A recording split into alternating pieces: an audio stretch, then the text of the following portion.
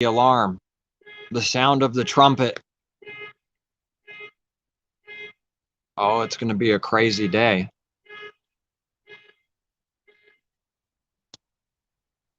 There it goes. It stopped.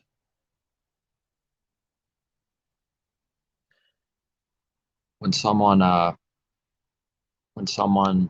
in their mind and heart says to themselves, such and such is impossible, they're on the right path. They're coming to an understanding.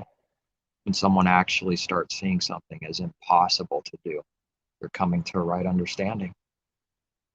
They're getting closer to more understanding because the Creator gives and blesses for those that acknowledge all things. Not knowing, sin, impossible, because these things are all true. So then He gives for acknowledging blinding, impossibility, sin. So then those that there is someone that, what is it, Proverbs, there is someone, that noise, oh, squeaky shoes over there or something.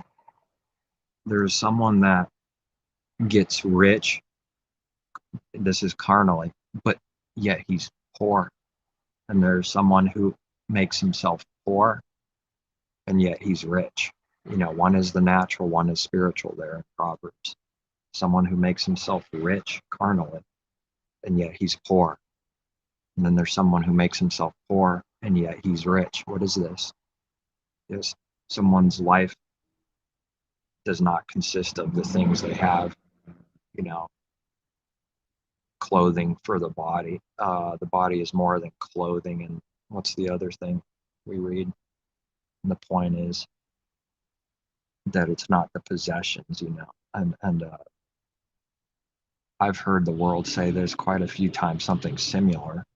Money can't buy happiness.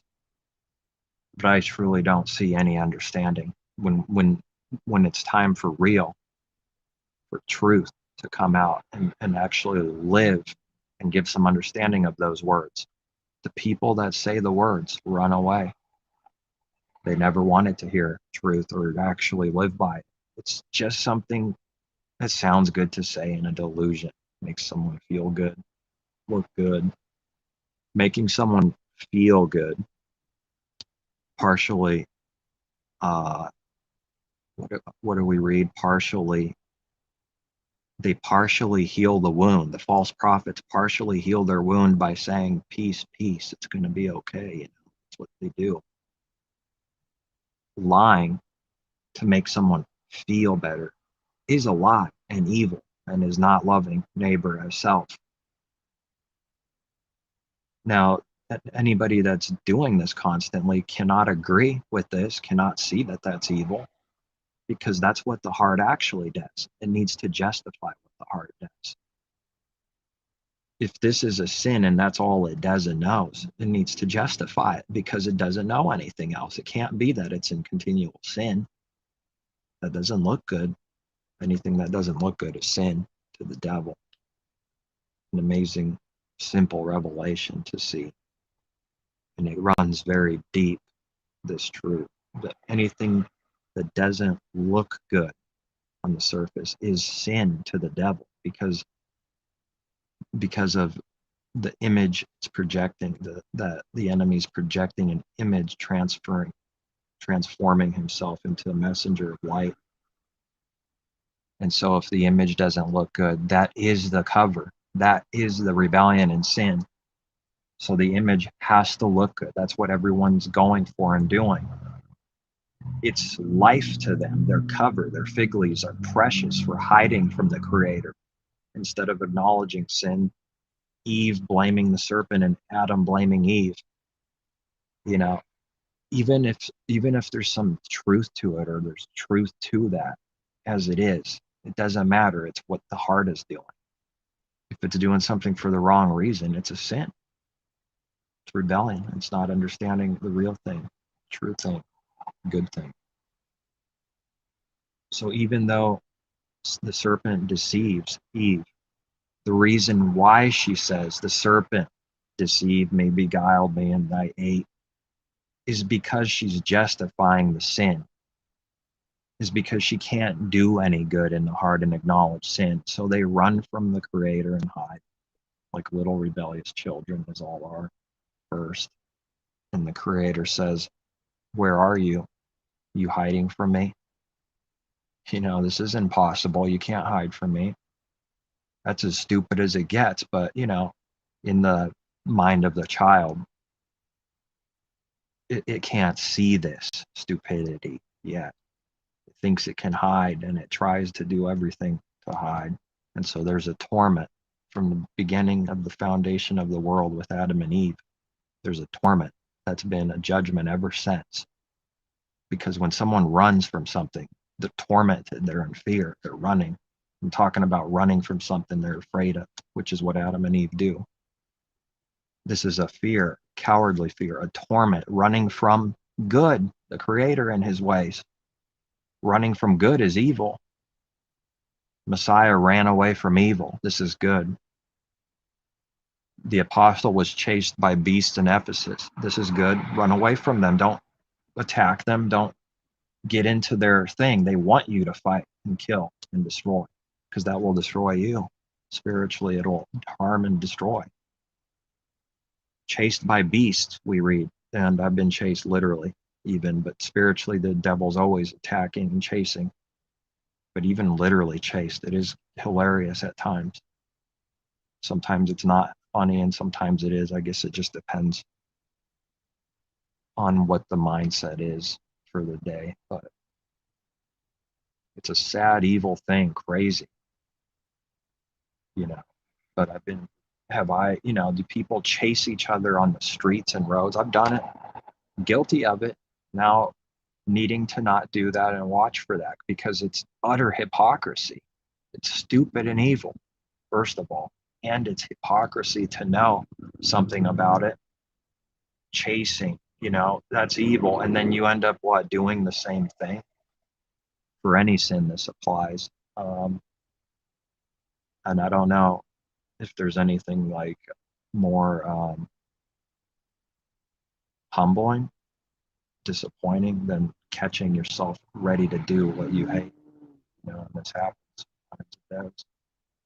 Now you need to see the thing and learn not to do it. That's what the narrow way is, the Creator's way.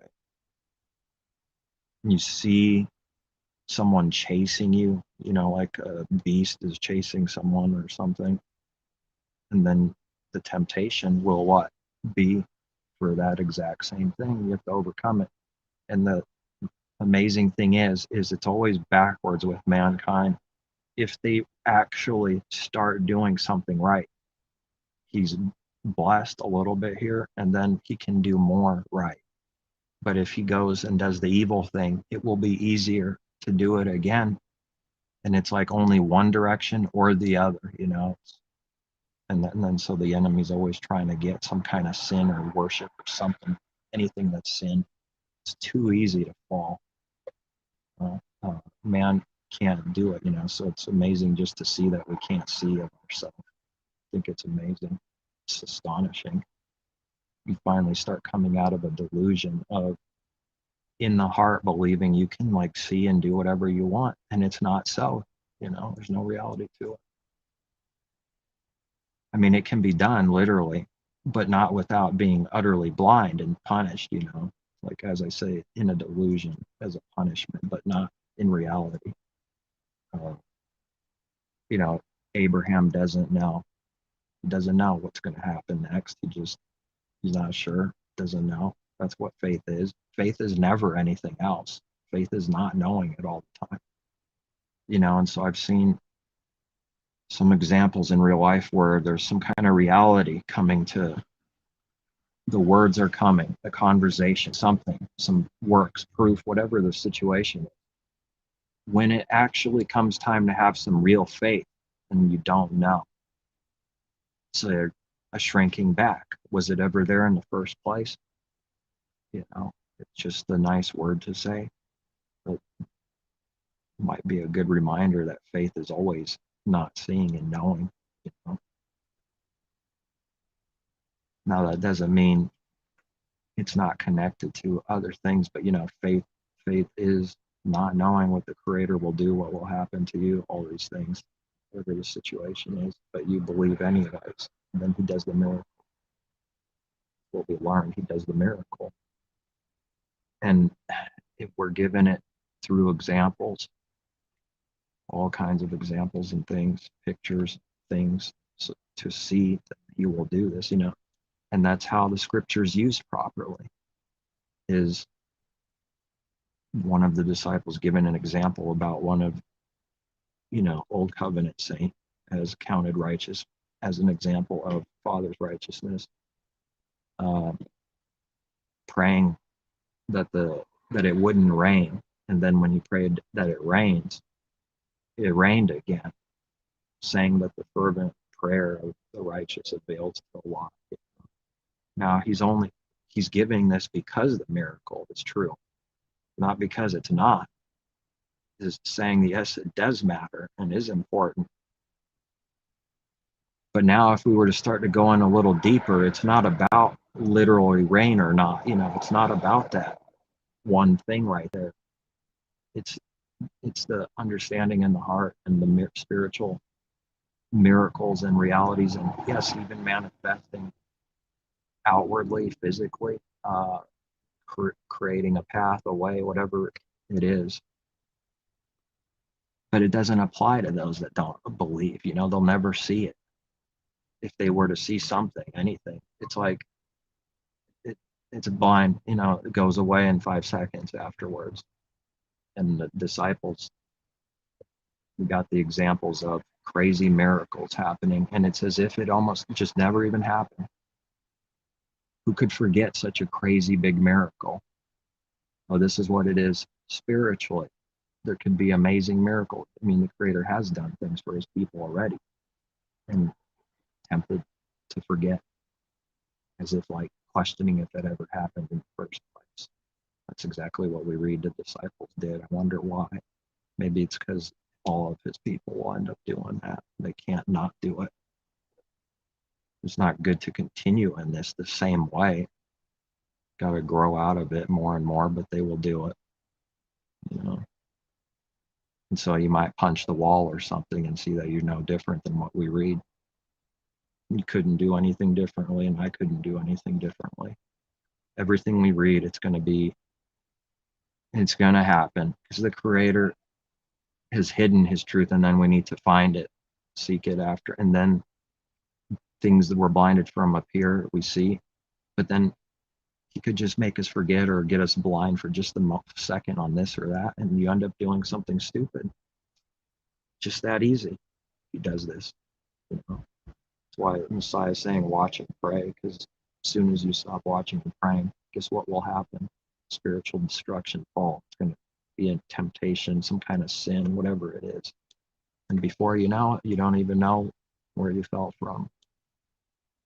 Before you know it, it could be all, whatever it is. Like applies to any kind of sin. It doesn't matter. It's just that it's true. Applying to anything. Sin. The disciples are thinking, watch and pray for what? But see, the example here is not sitting by trees and watching and praying for swordsmen. And yet that's basically what we're reading, because that's the Creator is showing us that Messiah is like, here's a living parable using themselves as an example. Sit, watch, and pray, learn. And they didn't get it. No, it's very real. It's very real. But, to the unbeliever, it's foolishness. And then to them, they still didn't have the understanding. So, it's foolishness. It's not understanding yet. Watch and pray for what? Sit by a tree and watch and pray. That's that's the kind of questions people will do and have carnal. That's what it doesn't make any sense to them if they only would admit it, but then they try to find the understanding of themselves, and then they'll believe a lie because there's no way to actually understand something without getting it from Him. If it's of self, it's a deception. It's not understanding. So simple. And you just can't even get this simple thing straight with people. I mean, you could put lean not on your own understanding, and it just doesn't even exist. His word just doesn't exist when people attack. It doesn't exist. You know? That scripture is always true. Whatever we read is always true. It's never like not true.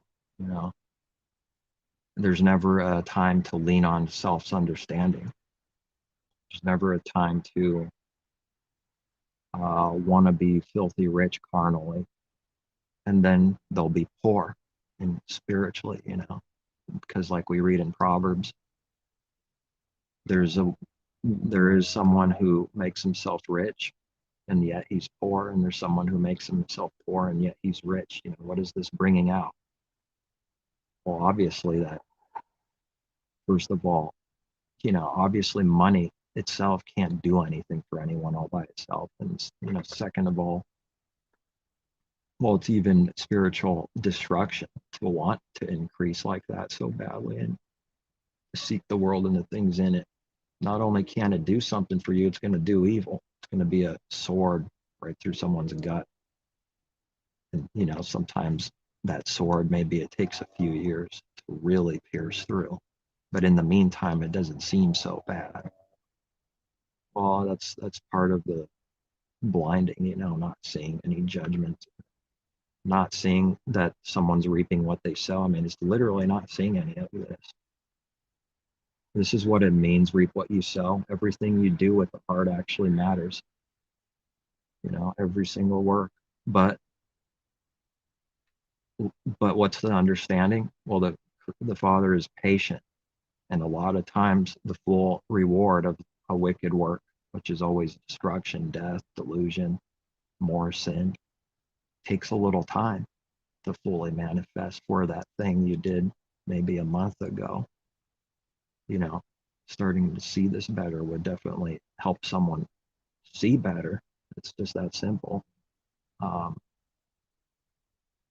And then also for the good, if you sow something, it doesn't just up tomatoes 5 seconds after I buried the seed, you know. So it's true both ways. True right now. It matters right now. So there it requires a lot of patience for all kinds of reasons. Literal patience, spiritual patience, patience in all kinds of different things. And that's why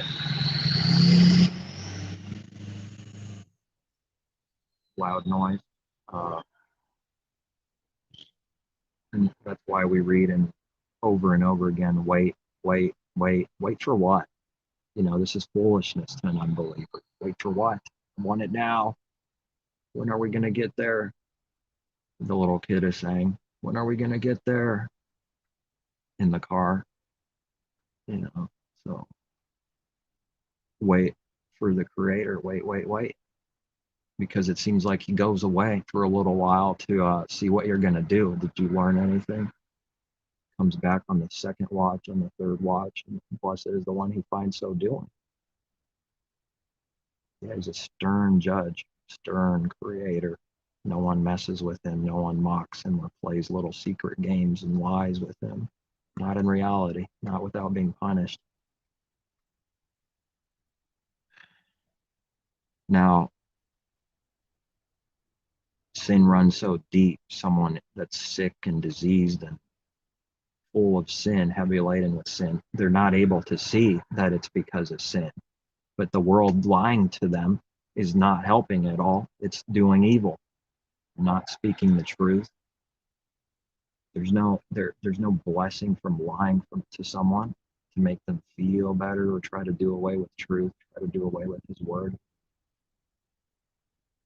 Nations don't fall for no reason. People don't get sick and die for no reason. You know, it's all from sin. Wages of sin is death. But you know, some are sick. We even read, why are the apostles saying this? What is it? Because of sin? Yeah, because of sin. But then there's deeper understanding than that. There's there's going to be things and times where it's not necessarily from some sin or this, but the wicked will always say it is. But it could be for testing or whatever the case is. So there's never one thing that just like fits everything, sort of like what the carnal mind wants to believe for everything. Uh, Job's testing. I mean, it is refining him, but it's not according to like what they thought, his buddies and his wife, like, ooh, you must be steaming with wickedness. I'm not saying there's no sin or there's nothing, but the point is like it's not necessarily some kind of massive sin or what people are going to think. It's for refinement, it's for further testing, further burnout. The moon is like for 3 days it only moves 3%, like 97 to 100% takes like 3 days, 1, 2, 3 full moon. But like every day before that, it's like almost 8, 10%. You could see it in one night. It changes a noticeable amount to the naked eye. But for 3 days, it only changes like 3-something%. And it's much harder to see. It takes, like 3 days, you would think it would keep on going 10%, 8%, and then it's like only 1% a night, it seems to be saying, to get all the way corrected and full, overcome some kind of sin. It takes longer to do the little things now.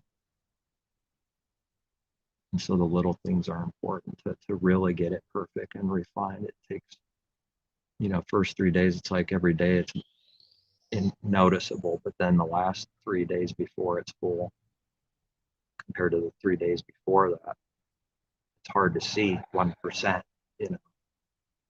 from one night to the other. And then even over 3 days, it's difficult, especially between the second day and then the full day.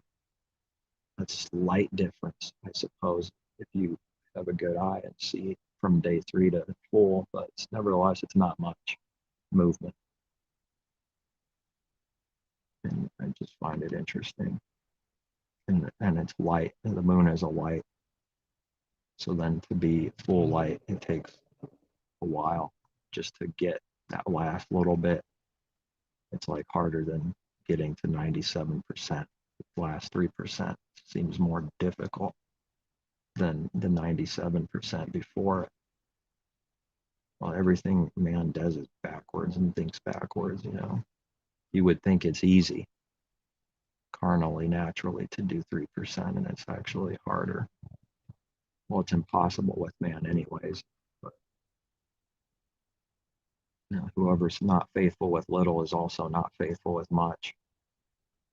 Nobody gets to much without being faithful with little. If they're not faithful with little for real, if that's the truth, then they're also not faithful with much automatically. It's already true because that's a spiritual fact. That's his word. But this world would like to believe, and already does, that if someone, the little thing like doesn't matter, but he can do the big thing. It's already backwards. There's no truth to that. There's no spiritual truth or reality to it. If someone's not caring about the little thing and understanding and doing it, they're not doing the big thing either, no matter what they say. It's not even possible. It requires to do the little thing. And then you get more to do the bigger thing because that's how he goes. To whoever's given much, more is required. And you can't get to that point of having much in something unless you were faithful with the little things. Always important.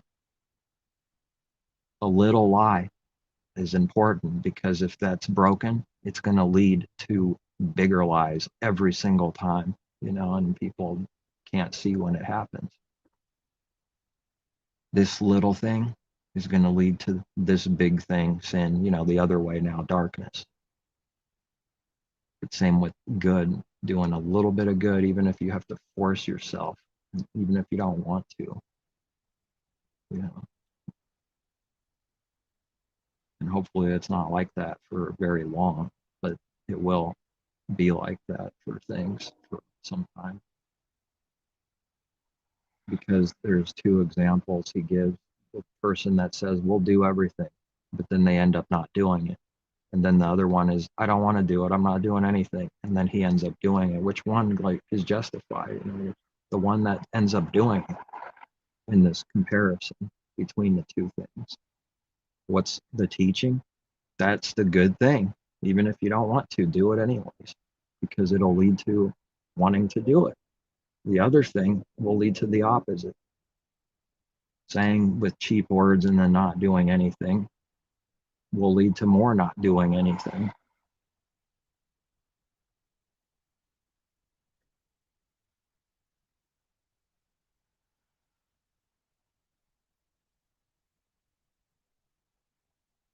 And everything seems foolish to the carnal man, because his heart is already believing he's doing everything himself and understands everything and learned everything himself.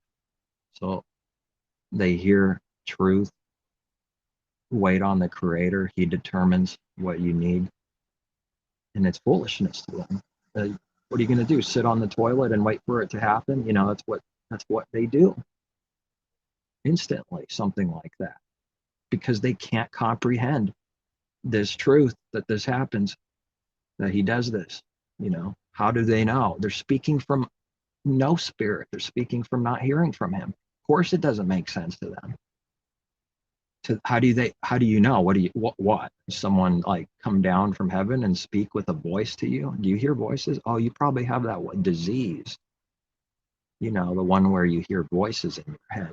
I wonder, they might be talking about themselves, because it's the person that's in full-blown sin constantly, that's in delusions, hearing what they shouldn't hear, thing mixed up, thunderings, lightnings, voices, this, that, delusions, confusions.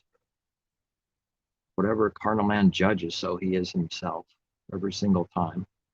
And they reveal themselves like this, and a believer can catch themselves doing that too. Every judgment, he needs to look at himself and say, did I just do that? Is that why I'm saying this or that? Constantly needing to watch. You let your guard down a little bit, you end up being a hypocrite. It's just too easy. It takes a lot to walk in the spirit.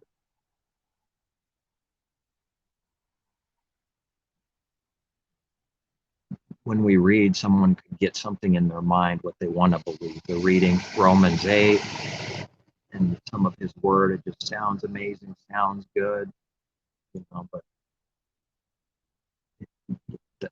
there's just nothing to it. There's no reality to that, because it's wanting to believe whatever it wants to believe. I wonder how much of the time someone is actually really lifted up, but they make it sound like they always are, and it's on the contrary, never lifted up. It's always getting punished for sin. And then that's why people do things. It's why they have lies to give. It's because of rebellion and sin and not wanting to do his will.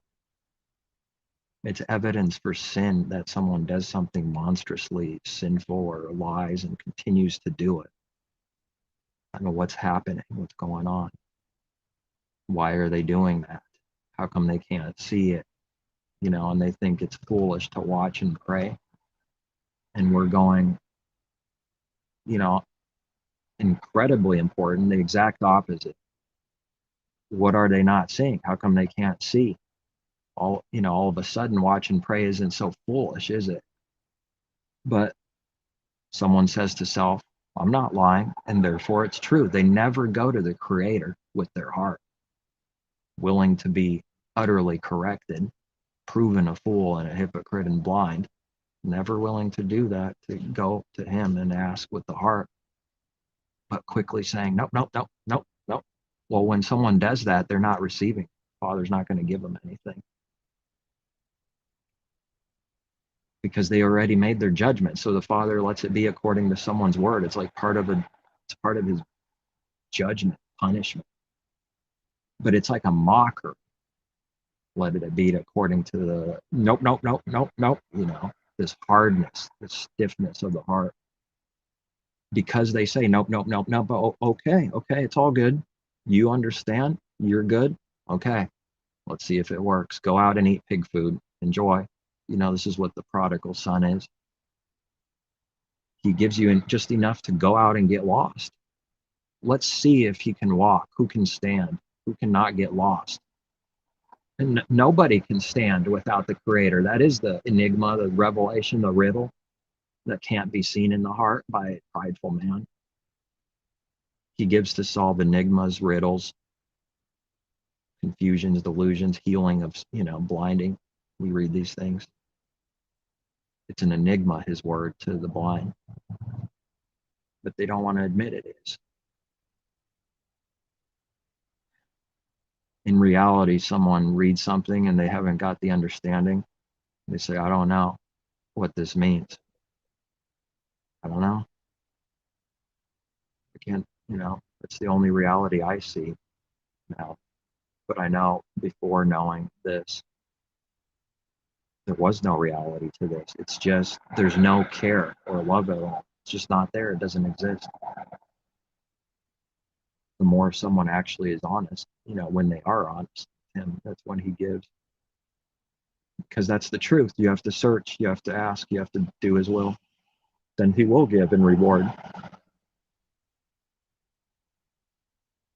And he's giving amazing things. And the world is falling behind as someone grows. It's like going away from them. It will be perceived by the world and they'll hate you. The more you grow, the more tribulation's coming. Because the light's shining brighter. Because you can't grow for real without shining brighter for real. And the works of the heart will be even more good works, even pure, even more. And that's even more offensive in contrast to the dark works of the heart. People think that they can't perceive something. It's crazy how strong the blinding is, that the world has so many different rabbit holes and lies and delusions. You can never find the bottom of anything. So then don't even try. That's what it is. If the creator reveals something, then he does. If he doesn't, then you accept that for the moment. That's it. Try to go our own way to find something. It's certain it's going to be a delusion. It's not going to be any value or benefit. Because it's just the actual good thing he does is too simple for man's pride. Because you sit there and you might be falling asleep at night and boom, he gives you something. And you know it because you weren't even trying to think of anything. Boom, Genesis, boom, Revelation, boom, Daniel. A little piece right here, a little piece right there. Some hidden manna, spiritual food. Manna is food. Some hidden manna. And then you just have it and you see something. It's an understanding he just gave you. And there was no like works, you're not like digging and working and like physics, there's, in contrast to man doing everything, he's working hard to believe a lie and teach lies. He's working very hard to continual delusion. This is prison. If they would only go his way and do his will, then he would give good wages for simplicity, just giving it for doing what's right. Good wages for doing good works. No wages. Just enough to keep someone in slavery is the wages of the world. Give these Israelites, all the people that are of the Father, foreknown. They didn't know, but the Father knew. My people are in slavery. And get them out now. That's foreknowing his people. And even all those that weren't born yet, there's a people that he already knows. And that's the understanding. I mean, we can't know what he knows like this, but we can know this teaching, this truth. There's a people he foreknows already. And we could read it in Acts. Go over here. The Spirit is saying, the apostle saying, he's being told in spirit. It's not a delusion. Go over here in this city. I have many people over there. Go over here. There's some over here. Go over here. There's one person over here under the bridge. I'm just saying, this is, adding a little to what we read there, but we read that. How does someone know? They don't, unless they're doing the Father's will. They don't have a clue. So knowing is actually a delusion. Not knowing is reality. It's listening to him. And then you will do things of truth and know that are good. And then the other way is no good. It's like, here's the teaching. Now go and do this all to all people. That's not how he works. It's not truth. It sounds good to the carnal eye and carnal mind. It's always sounding good, looking good. The truth never sounds good in a deceived world. It's hard. It's cruel. It's brutal. He's a hard man. Messiah doesn't reap where he sows, doesn't sow where he reaps. He's unfair and brutal. No, that's Egypt. That's the devil. Now, for someone believing that in their heart, that's their reality. Off they go with Cain. You can work for the beast system, see how you like it. From one prison to the next, never getting good wages, always worrying about money and needing more and never being content in the heart. If you would go the other way, you wouldn't have any worry. You wouldn't need more. You would already have and be content with whatever he gives. So that's laughable when they actually see content. You might hear it here and now in this world, here and there, but it's laughable when it's actually done to them that even say those words in the world of the world. I remember saying something that just came to my mind at my last job. Something's rather, I don't know exactly what it is, I'm content. And like I didn't realize what, it's just the words that came out. An instant laughter, like a witch laughing. Like scratching my head for a second. And then the understanding comes. Yeah, that's why they laugh. Because they don't actually believe it at all. It's monstrous. No one's actually content in this world. It doesn't exist. They show their heart doesn't believe that. Their works prove it. And everyone they know doesn't believe that either. And their works prove it. When they see content, they've never seen this before. That's how rare it is. These are spiritual things to see. They're not out in the open to be seen. They're hidden, and it's from a blind person can't see these things. But they always reveal, mankind reveals what he is. He pours out his folly. And that scripture has been on my mind more recently. It just hit me better, more. That mankind can't hold in what he's trying to hide. He's not actually hiding. Just because the whole world's blind doesn't mean he's hiding. He's pouring out his folly before the assembly, before the Creator and Messiah, before anyone who's given to see. They're actually pouring out what they're trying to hide. They can't hide it. There's never going to be agreement. There's never going to be fellowship. There's never going to be any agreement at all between light and darkness. It's just the way it is. Whatever we're hearing and seeing is truth from the Father. It's not seen and agreed with at all from those that are in the dark. And he's proven that beyond proof, to me. Just utterly proven these things. He proves everything. Whatever the teaching is in truth, it proves it in real life with works, with examples, and examples of what people do and why they do. And it's for the person seeing that he's giving. It's not for the others. On their part, his name is blasphemed. On the believer's part, like we read there, it's one thing, but it's 180 for the one and it's 180 for the other. It's evil for the one and good for the other. One thing, it's seen like this, and the same exact thing is good. On the Gentiles' part, what is that scripture? Blasphemed. Or on his people's part, blasphemed. But for you, for the believer, it's the opposite. It's like it's glorifying the Creator. For them to see and know that it's happening, but on their part, utter blasphemy, contempt, and hatred. They can't see this good thing. So even though people attack and do this evil, they don't realize that they're also fulfilling in a weird way the good thing, because without the vessels of dishonor, there's no such thing as honor. There's no such thing as being tested. There's no such thing as, in a way, the vessels of dishonor are completing something vessels of honor will never. If you want to say it like that. I'm saying there's a purpose for everything. Pharaoh he's the stubbornness of man and weakness and sin of man is making the Creator shine for who he is, his glory, his fame.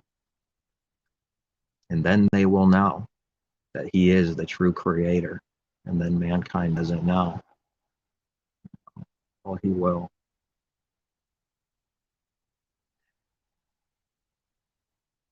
It's for his people to see that this is true. They're seeing those words come alive and true, but the blind not seeing it yet. But the vessels of dishonor are doing something that the vessels of honor can't do in the exact same way. And it is a good thing that it's leading up to, that they make the Creator shine without the stubbornness and everything. He's proving every word is perfectly true and nobody's breaking it, thanks to vessels of dishonor that are constantly proving this through the examples, proving his every word is true through the works of the heart of man.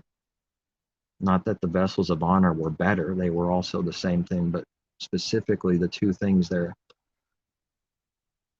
those whoever are vessels of dishonor continually, they're doing something that they don't even see or realize themselves.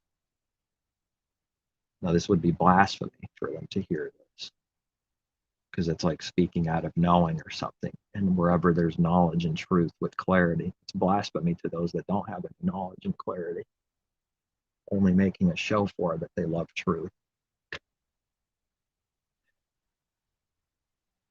And they want their name plastered everywhere.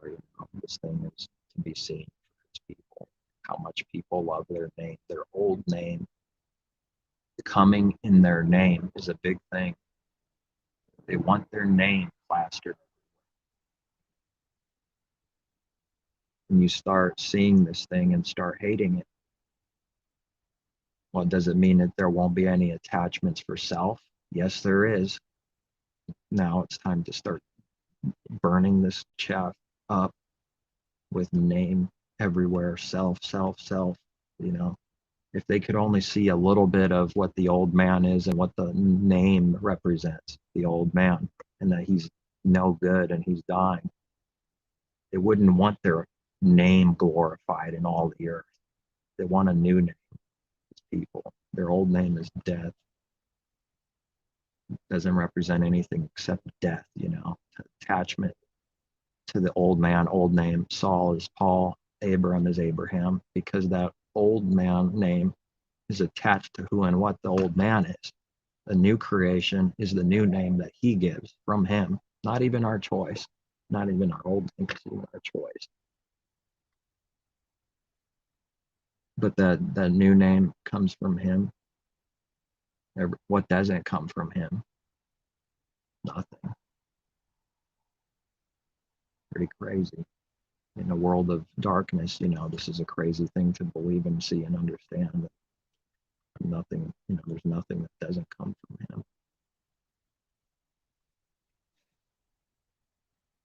Someone can stare at the sky and worship it, and it's evidence for the Creator's existence, but on their part, doing sin, worshiping the sun, moon, stars, trees, waters, and and not believing in the Creator in the heart. It's amazing. All the proof and evidence in the world, astonishing evidence for those that can see it is, but for them, it's no evidence at all. Even trying to prove the exact opposite, so many people, that it comes from nothing, no Creator at all, of course. Why does a seed, a tiny little seed, you chop it and look at it, what is it? It's like nothing. What about it? So simple. And then it becomes a giant, compared to the seed, complicated, huge thing. And it knows how to grow for some reason. Now they need to put scientific explanations for everything. And because there's this illusion that if there's an explanation, that takes out the creator or something. It's like already in the heart of man. He's already wanting to believe that. A little bit of pressure, a little evidence for it, falsely given, and he sucks it. He's like caught like a fish and believes it. You know, the only reason that seed is growing is because of the creator himself. It's not growing by itself for no reason. And that's, once we start seeing this, it's insanity to believe anything else. Literal insanity, spiritual literal insanity. But it's not to blame them. That's just what they do. They need to find a natural explanation so that they can take out the creator. And if they do this, oh, God doesn't exist, The creator, Elohim, the Father, Yahuwah doesn't exist. That's a delusion in itself. If this, then this doesn't prove anything when it comes from man. It's already showing its total disbelief in a creator. Because if you prove some dumb natural thing, the thing that's being proved, like what they're doing, is dumb, not the Father's creation. But then the creator himself just boom doesn't exist. But if this, well, then he exists. There's no reality to that. It's not changing back and forth like that with anything. It is what it is already, and it never changes. Oh, today the creator disappears, tomorrow he appears again. I know they don't say that out in the open, but that's what I see for works in the heart. It's doing this. It's being reduced to that, Of course, they'll say that's not true and that never happens and this is stupid. Because they're not even given simple things. It's a block. The mind is blocked to even think on certain things that are simple, and it's just blocked. But, you say something simple and you see it as simple, and someone goes, oh, wow, I never thought of it like that or seen that. I mean, it's incredibly simple. It's like all his truth is. It's blocked. It's not complicated. It's just blind. The people are blind. His truth is not complicated. Lies are complicated. Now, if someone wants to love money and riches, okay, go and be lost and love money and riches and pierce yourself with many sorrows, rather than not do that. But if they must, then they must.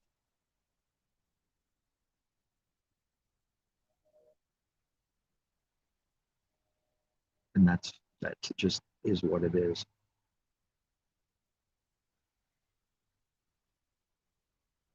Their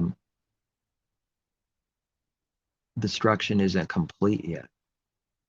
You see, those that end up believing, I believe virtually all of them are at pretty darn close to the bottom before they believe. Well, they've been going through this pig food and it's in a more severe destruction. And now it has something to contrast with this darkness and destruction with life. And so then that's why with the filthy rich, and they're like up and upbeat and everything, doing their business. How hardly. Yeah, as often as a camel goes through the eye of a needle, a rich man ends up believing. It's full of riches and loves money in the heart. It just doesn't happen, because the creator says so. There's no other reason, because that's the sin. That's a lie to say that's good or something and say it's okay. In reality, it's not happening. Go out to the rich and to the mansions and preach the gospel. No, I read the exact opposite, because that would be a spiritual contradiction to go out to the rich and tell all the rich. That's stupidity, because it's not happening. Once something's established that's true and seen, it never breaks, because the creator doesn't break it. He's not going to break his word because some puny man's not doing what's right. Oh, this guy's going to filthy rich. He's only going to the rich, and he's going to save the rich. But my word says, how hardly, and all the other examples in scripture of this truth. It's not the only place. It's all over his word. If someone knows something about it, then they shouldn't do the thing that they know about to break it, because it won't work. It won't work. It won't happen. It's not going to break his word. Not even for one person, for 1 minute. That's how perfect he is. Doesn't mean we don't care about, like some kind of wicked hatred or something for rich, for those that love money is what I usually, mean when I say rich, because it's the love of money in the heart. But yes, having a massive riches in this world is not good. Not good if from seeing having the creator in his life. It's not a good sign. It's almost a sure sign of, oh, rich, filthy rich and loaded, not good. That's no believer because of his word. His word is perfect. His judgments are perfect. Not going to break his word for one person. What will man do? Is break it as often as they can. Break it and create their own doctrine that contradicts all these things so that they can say that this man is saved. There's no reality to it. So that they can justify themselves, they create their own standards. And now it's saved. Okay. We'll examine the works and see if what they say is true. Sure enough, the works always prove whatever is true. If that man is saved and knows the Father, then they wouldn't be doing such and such continually without with no awareness of it at all, no guilt at all, no comprehension at all. These are works of darkness in the heart. Knowing them by their works, the good, the bad tree, by their works, you know them, the fruit or works. Right in the beginning of Genesis, fruit, the works. It's not about fruit by itself. It's the spiritual understanding of what's happening with Adam and Eve, and the fruit representing the works of the heart, which include everything. It's pretty loaded. And then Eve gives evil works for Adam to eat. And we can read in scripture to confirm eating this means eating fruit, eating works. They, eat it. You eat food, there's clean and unclean naturally, but then spiritually, there's something it means spiritually, there's clean and unclean. So you eat food, evil works, evil doctrine, and it gets inside of you and it corrupts you for real. That's how it works. Someone needs to know how it works, what the facts are spiritually, what the Father's word is on this or that. If this, then this is what it's working already. Who cares what anyone says? Once they hear from the Creator, who cares what someone says? It's contradicting that, and it's a lie. You're not going to find the scripture that says you could eat leaven and you can eat wickedness and it won't affect you. There is no teaching like this anywhere. Of course, there's also times where it needs to be rightly divided and understood, where sometimes we just read the person's sin. It's just saying what he's doing, what the heart is and what he's doing. And in this one moment, an example in scripture here or there, it's not teaching to sin or not to sin. It's just being honest with what they're doing. Noah got drunk and, wasted, just saying what he did. It's not teaching to get drunk. Now someone could take that and say, yes, it is. Well, they're a liar. Who taught them? Their neighbor, Bob, the preacher man. Did they hear from the Creator that this right here means this and doesn't mean this or this? Otherwise, we won't know anything about it. Well, he tells you, like a master teaches the student, just like Messiah did the disciples, but like in spirit. He says, okay, see these words, this means this because of this, and this. And he just gives it to you like that. And you don't see that in the letters. Therefore, it's abomination to those that don't receive. Because there's no authority. Who says you can do this or that? Just making things up. Now they're making things up all the time and contradicting. It's evident. It's easy to see. It's incredibly. The more easy it is to see over time, the more it hurts. It's like you can't have one without the other filling up too. The pain level goes higher, the more easier it is to see. It's like the pain meter is all the way at the bottom and within, and then there's another meter of sight, and there's like a wire. It's connected. If one goes up, it goes up. If it goes down, it goes down. So then the sight, the healing of the sight, spiritual eyes, goes up, and then the pain goes up also accordingly. And then it goes up more, and the pain goes up more. Oh, you want more wisdom? Enjoy the pain. Have fun.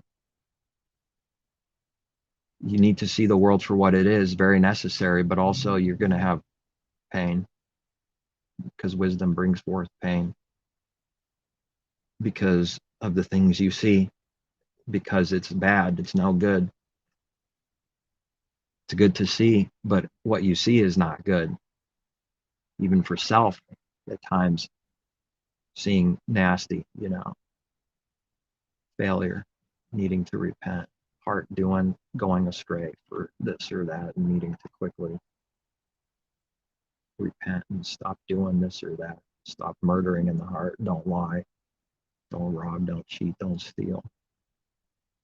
You won't know when you do it unless someone's seeking to do as well. Otherwise, they'll be blinded. And they'll just say, I don't do that, and therefore they don't. Yeah, but what if they are and can't see it? Someone even pretended that might be true. But why pretend, But I'm just, for those that can't see, it's like pretend for a minute with us here on how bad this thing is. What if, what his word is saying is that bad, where someone believes literally a lie? How will they know if they believe a lie or not? Who's going to be the authority to teach them and tell them? Bob, the neighbor? Is man, if even another believer can't be authority at all by itself, can't worship man, can't trust man, who's going to teach the person in the mind and heart what's true so it sees? And nobody except the Creator through Messiah. That's it. You have one teacher. Father and Messiah are one. To be taught by Messiah, to be taught by the Father, to be taught by the Fathers, to be taught by the Messiah. You have one true teacher. Which sounds like it contradicts teachers, since there's only one actual teacher that actually teaches. How could there be teachers, plural, if there's only one actual teacher? Well, it's pretty simple when it's given, to see, but it's going to be appearing as a contradiction on the surface carnally. It's going to sound like it. And someone needs the answers, or else it stays a contradiction in their mind and heart.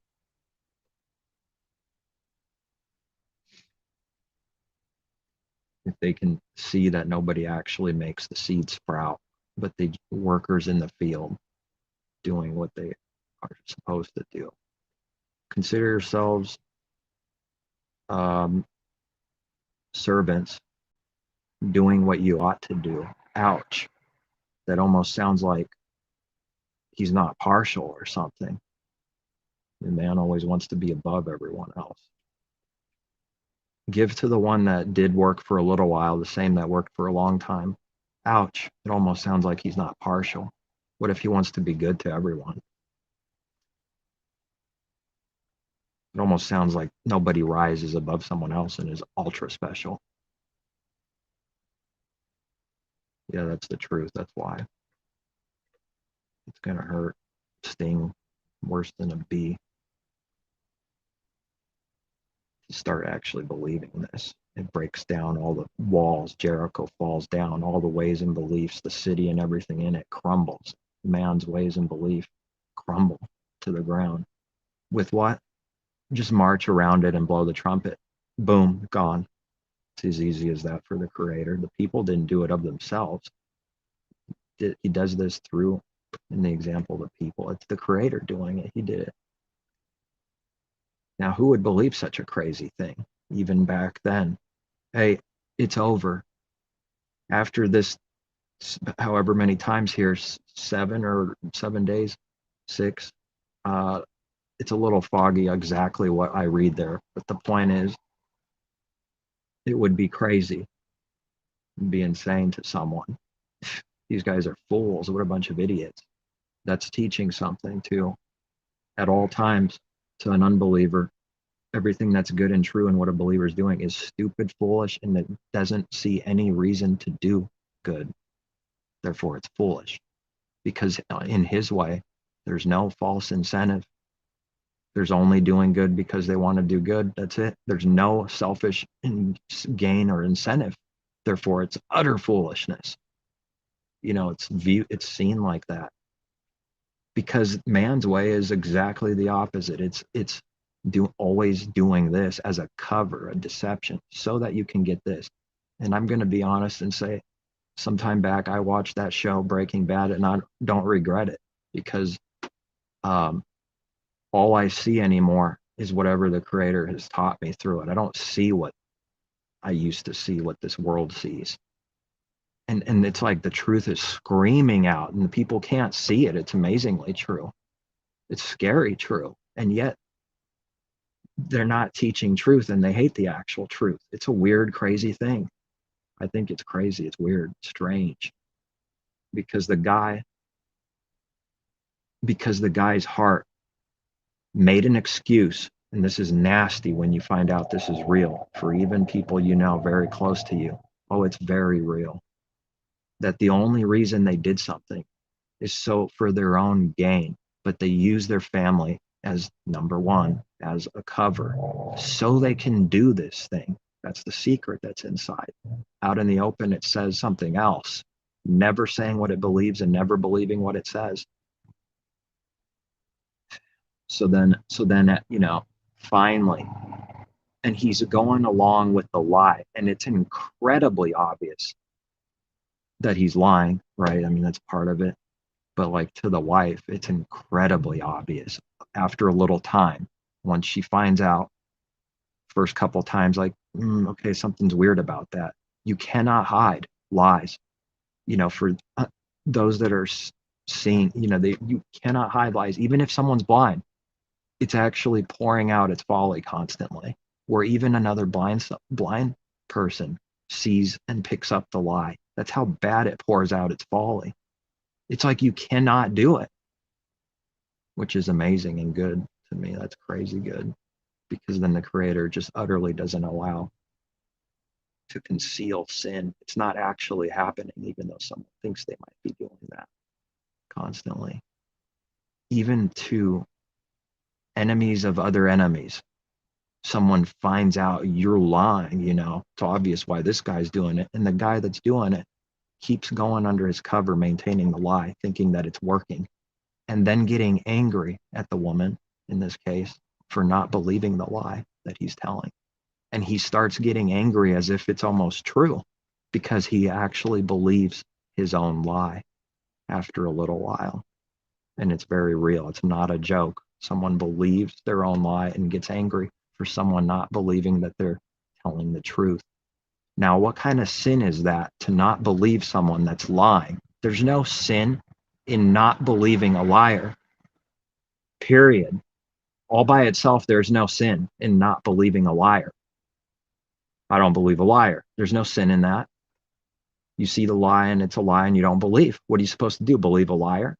That's the sin. So then the backwards things, not believing a liar is actually not sin. It's good by itself. It's all good by itself to not believe a liar and see lies.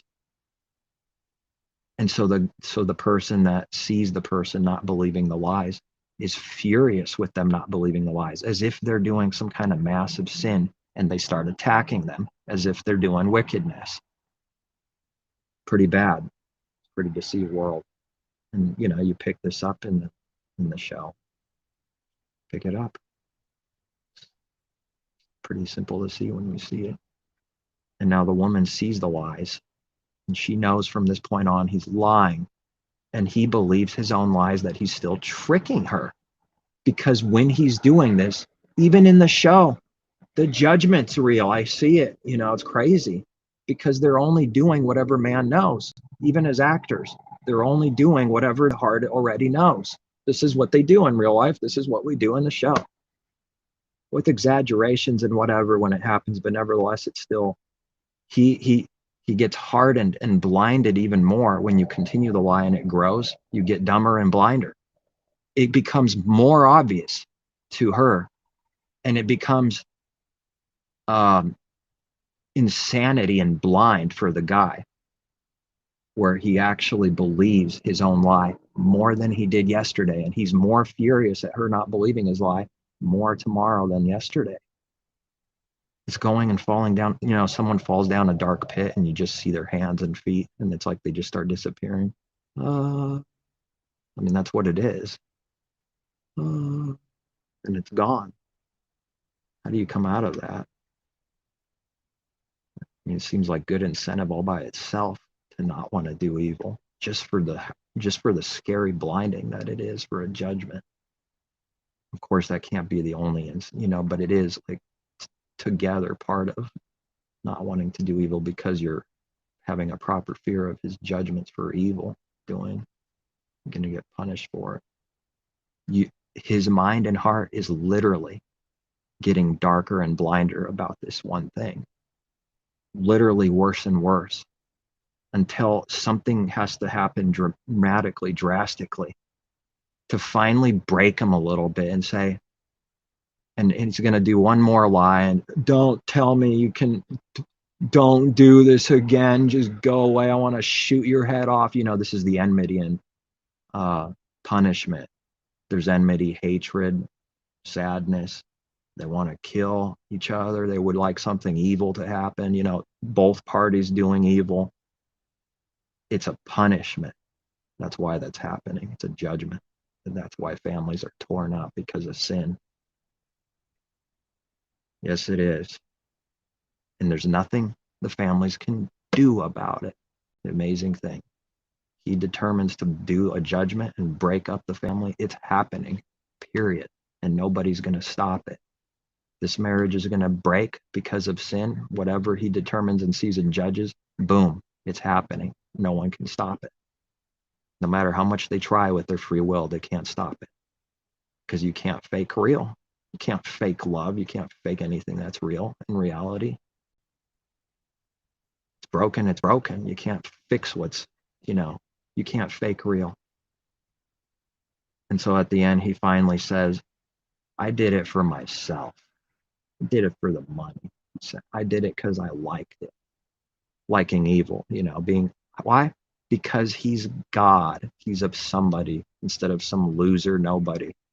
And this is the temptation all the people at the bottom will have, and so many of them climb, and it's only to their destruction. They're worse off at the end than they were as a loser nobody.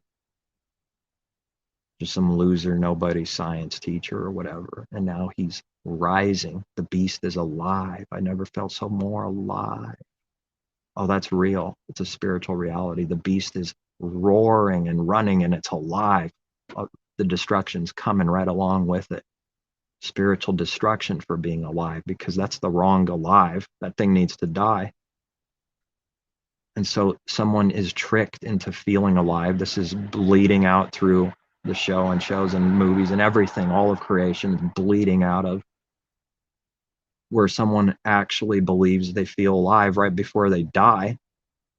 They felt the most alive right before their death. It's a delusion. The whole thing was a delusion and destruction and insanity, blinding, anxieties, fears, death, worries, doing crazy things, sin constantly. They feel alive when they sin more. Now I can be a drug king, and a somebody that someone fears. Do you know who my name is? Say my name. This is pathetic in reality. This is cowardly.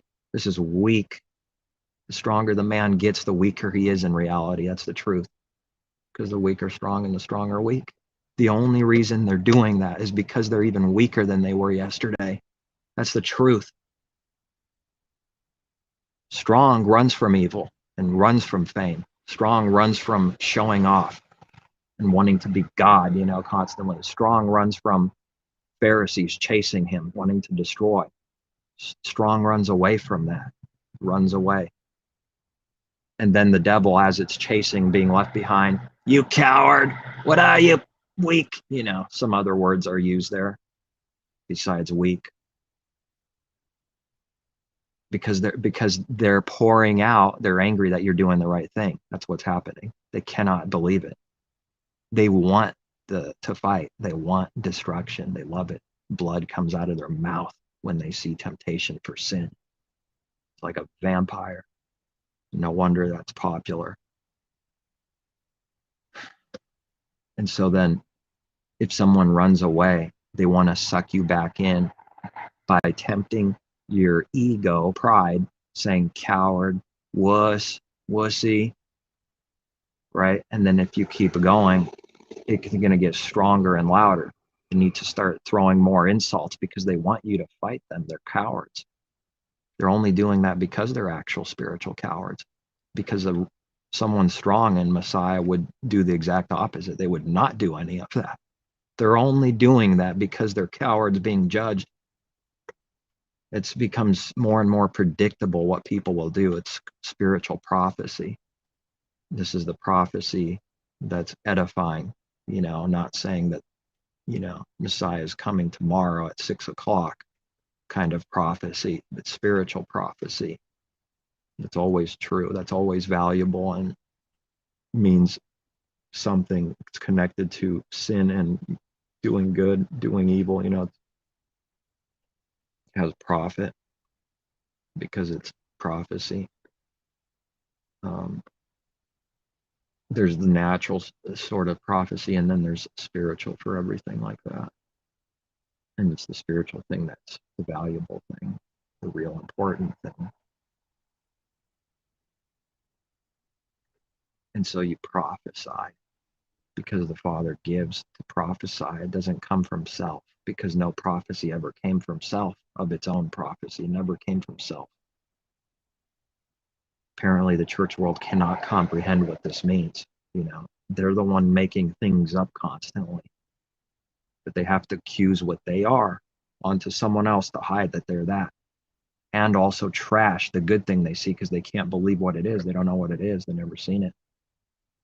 So they call good evil. They trash it when they see good, the right thing. And you run away from evil and someone trashes it.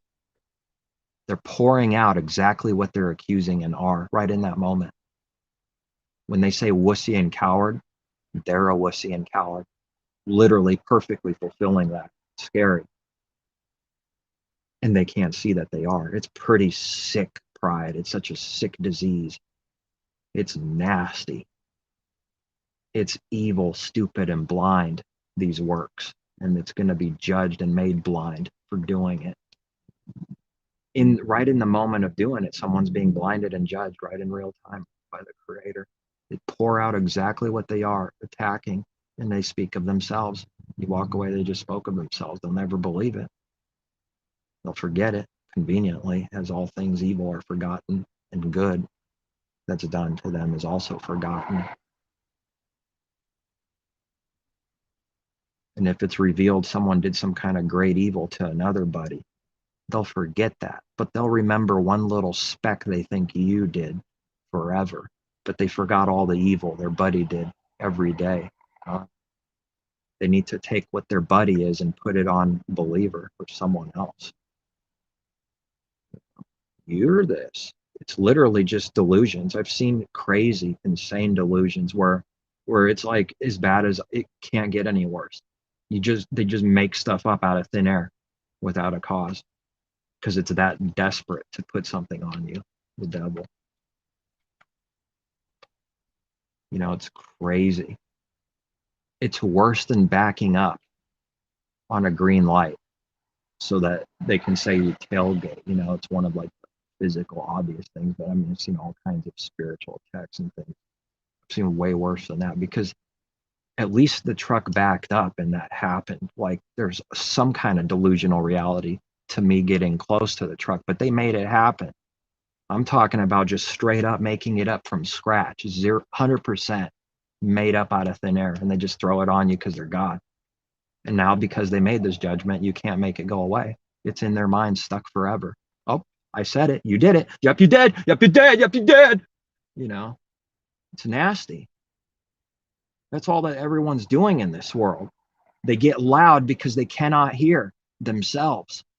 They can only speak their delusion, what they are, and give it and pour it out onto you, but they can't hear what they are. So it goes blah, blah, blah, blah, blah, blah. to itself and even literally goes blah, blah, blah and gets real loud. Devil's a coward. Wizard of Oz, if I've ever seen it. Fearful, and the definition of fearful and cowardly is the enemy, the devil, and doing works of darkness. That's a coward.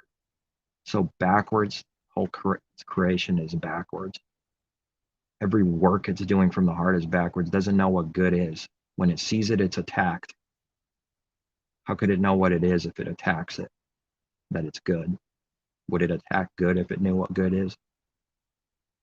Obviously, it doesn't know. It doesn't want to know.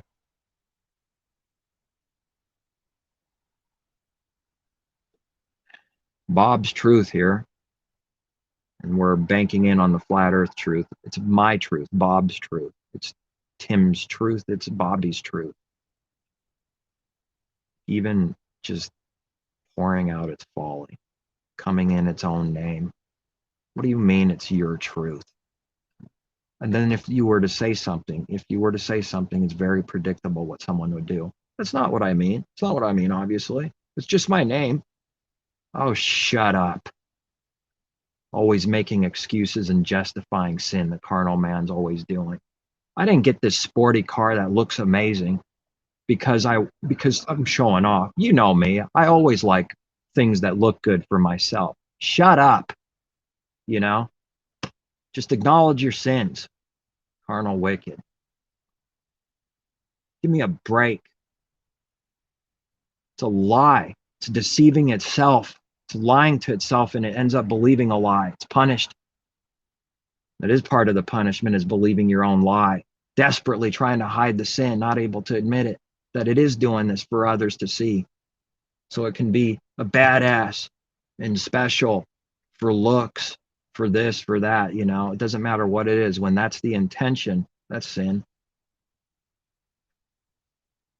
Why can't it admit it? But because it says, I do it all for myself because I like it. It's not for looks. Why did they have to go out of their way and like convincingly try to say, you know me, come on, you know, people do this all the time. I never would do this for just for looks. I'm humble. Someone that has to praise themselves, you know, it's a pretty obvious sign, because the carnal man praises itself and always says how good he is because he wants to hear it. He's not hearing it enough. You know, I'm pretty wise after all. And it walks away. You know, I'm pretty damn smart after all. And it walks away. What was that? What do you mean you're smart? No, that thing that was just done was stupid. It wasn't smart and wise. I've seen such crazy delusions, and I'm not saying I've never done these things. Of course, it's been done. But coming out of it, you know, I'm just seeing this man is very stupid. He is crazy. It's exactly whatever the creator says. Whatever he says, it's true. Where someone actually believes this thing is wise, where it could be any subject, and then they say, you could see that they think it's wise. They really do. It's either going to be, it's either going to win or it's either going to lose, and they think there's wisdom. Like, right, that's the only possible outcomes, either win or lose. yeah. It's win or lose, you know. And that's like how it is with everything else. That's just one dumb example of trying to get the spiritual thing out by using that example. I mean, it's like with everything like that. It believes foolishness, like that nothing is wise. It's simple and obvious. It thinks it's wise. But then, you know, the prophet and the priest, the priest, the carnal priest and the pagan priest. Where do I read that? Somewhere in his word. They're how they use his word, they believe they're wise, and it's not wise at all. And then they try to spark a crowd and make them feel something. You know, they're always, especially the mega churches, they're trying to make them react, which is a sin. How is that speaking in spirit only of the Father and just speaking as it needs to speak truth, when it's trying to create a reaction and a product? That whole entire thing is a deception. How can no one see it? It's a wolf tearing at the sheep, even its own sheep. It hates them.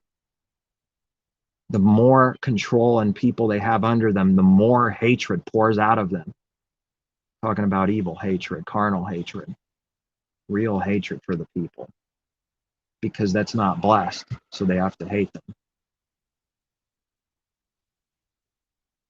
So then the guy, like, he winds up like a winding, and and it's like ready to blow, and then boom, he says the phrase, and everybody goes, wow, whoa, and it's stupid. Makes me want to bang my head on the wall, seeing how stupid it is, and people are going, wow, but it's just truth. It's all. Pull one person out of there, it'd be worth it, you know. But even if nobody comes out, what's the intention of the heart? Is it doing something for a result and a product and money and fame? Well, then it's a crooked, evil work. And how many places in life is this happening? It's hiding under covers. The cover's so good you could never actually say anything to anyone. It's banking on the damnable cover. And everyone else is doing what it's doing in this world. Therefore, the crowds will be behind them, even if they're enemies, even if they're Republican versus Democrat. When truth comes, they'll all stand up for the ones that are carnal and go against whatever truth is, whoever's speaking truth, whatever it's coming from. They need to destroy it, because his truth attacks all the hearts, discerning the thoughts and hearts of men, and they're running from him. So sad.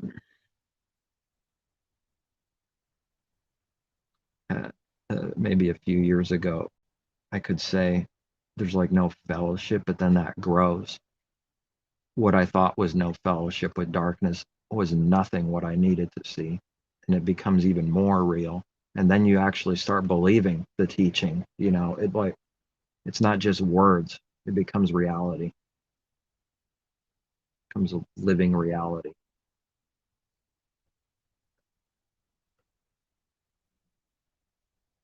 It grows. That's the point. And it's truth, and it's reality, and it's real. And you believe it fully. And you can see it, that it's happening.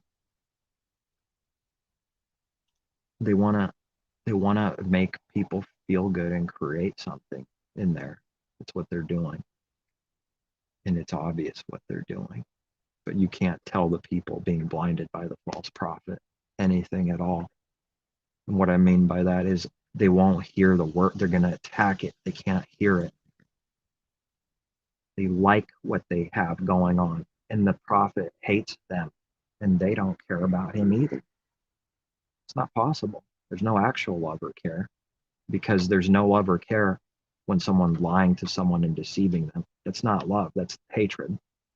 And that's the reality, but it's masquerading as loving it. It's literally faking it constantly.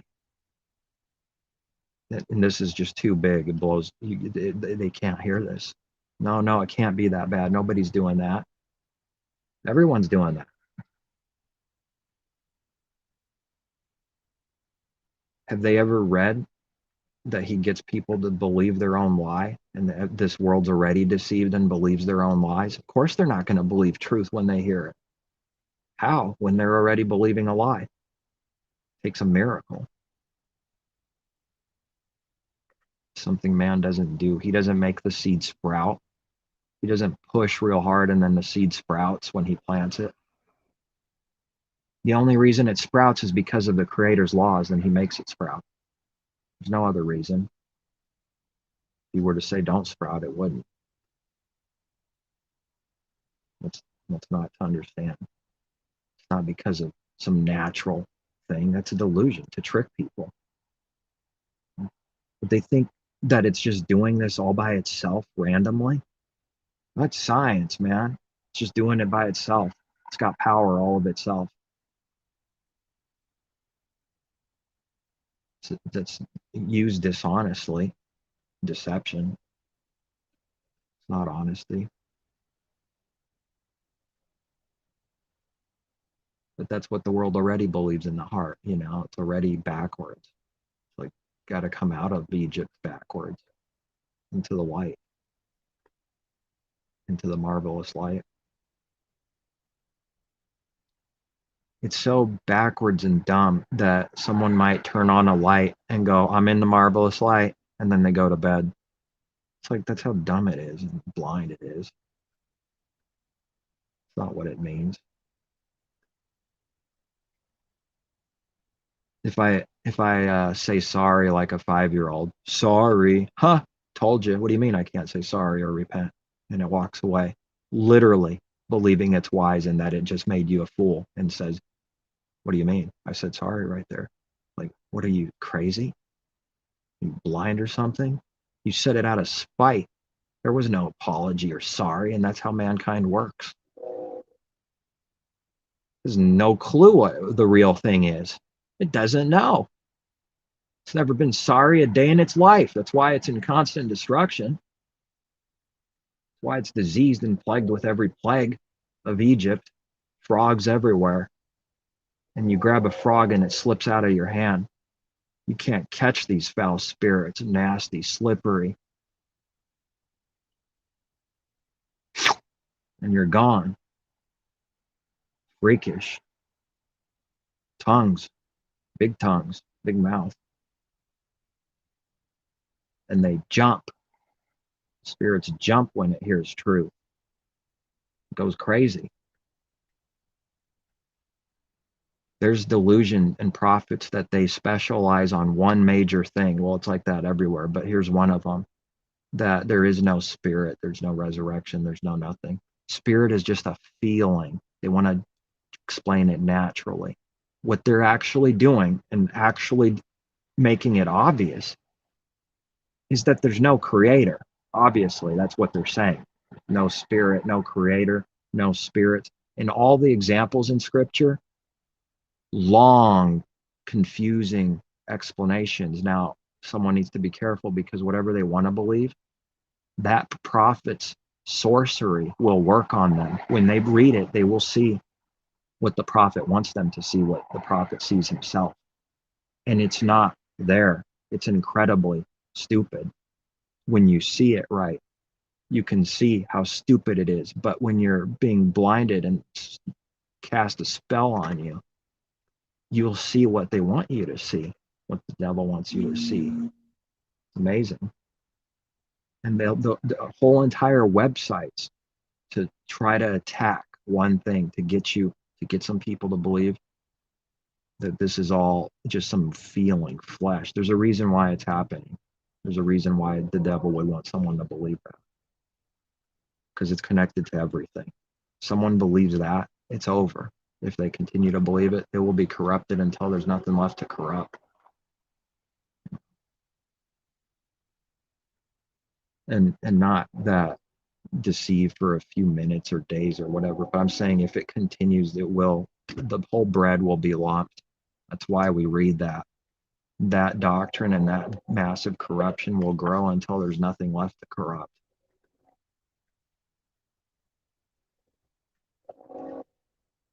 How I can't even put it in words. How can someone not believe in what we read there, spirit and spiritual things, and also be a believer? I mean, it's not even possible. I can see that, but I don't know. I mean, you can't give that to someone. You can't explain it with words. It doesn't do any justice or work or anything. The creator is spirit. This devil is a clever devil trying to destroy someone. That's their mission, while they smile on the camera and make it show for how good they are. It's a spiritual delusion. They're in utter destruction. That's why they're doing such a massive sin like that. But they'll smile on the camera to try to make it look like they're saved or something. This thing is just following the devil and listening to the devil. That's all it's doing. It's a messenger of Satan sent out to kill, steal, and destroy. You know, pretty scary reality. People need to become in reality. That is our reality. They're either doing that or they're not doing that. And everybody of the devil is stealing, killing, and destroying. That's their intention. That's their goal. It doesn't matter what they look like. They'll never look like a wolf, ever, if they can help it. To the best of their delusional ability, they're going to do everything to make themselves look like a sheep. That's what it should look like. Now, what's really going on under that skin? Why is it doing this? And if you start giving scripture and with understanding on this one delusion or this delusion, they attack like a wolf because they're a wolf. And they will never answer and they will never give back. And that's not proof to someone that they're false and wicked. It's never proof for the one that got deceived by him or her, because now they're attached and love him. And that's exactly what the devil needs to do, is make you love and worship the man so that they can do no wrong. They're stuck now to judgment. You can't get out of that easy.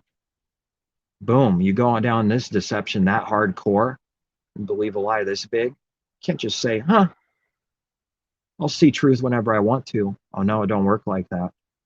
Yeah, nobody can mock the creator like that. They're done. You know, they need the creator's miracle to get them out. They won't get out themselves. Hosed spiritually. People say they use that word hosed. But yeah, the creator is hosing everyone, you know. They need cleansed, but they're hosed in like a negative way. They're taken down by the enemy spiritually, utterly deceived. Now there's connections to people who are into sorcery like more literally, and that's like really bad. But the sorcery is happening spiritually all the time, everywhere. But you'll see a pattern because of the creator's judgments, that those that are into it, they're on the outside even more delusional and destroyed than someone that's not heavily into that same kind of sorcery. Because it's a strong punishment to start going in that direction, because it's real bad. Real bad. It's a deep sin. And so then they become crazy. Yes, they do. And then the world will create diseases and names and categories and try to give it pills. And they can't correct the spirit or heal a spirit. It's never happened a day in anyone's life. Only through the power of the creator. But they don't want to acknowledge this. They try to hide it, you know.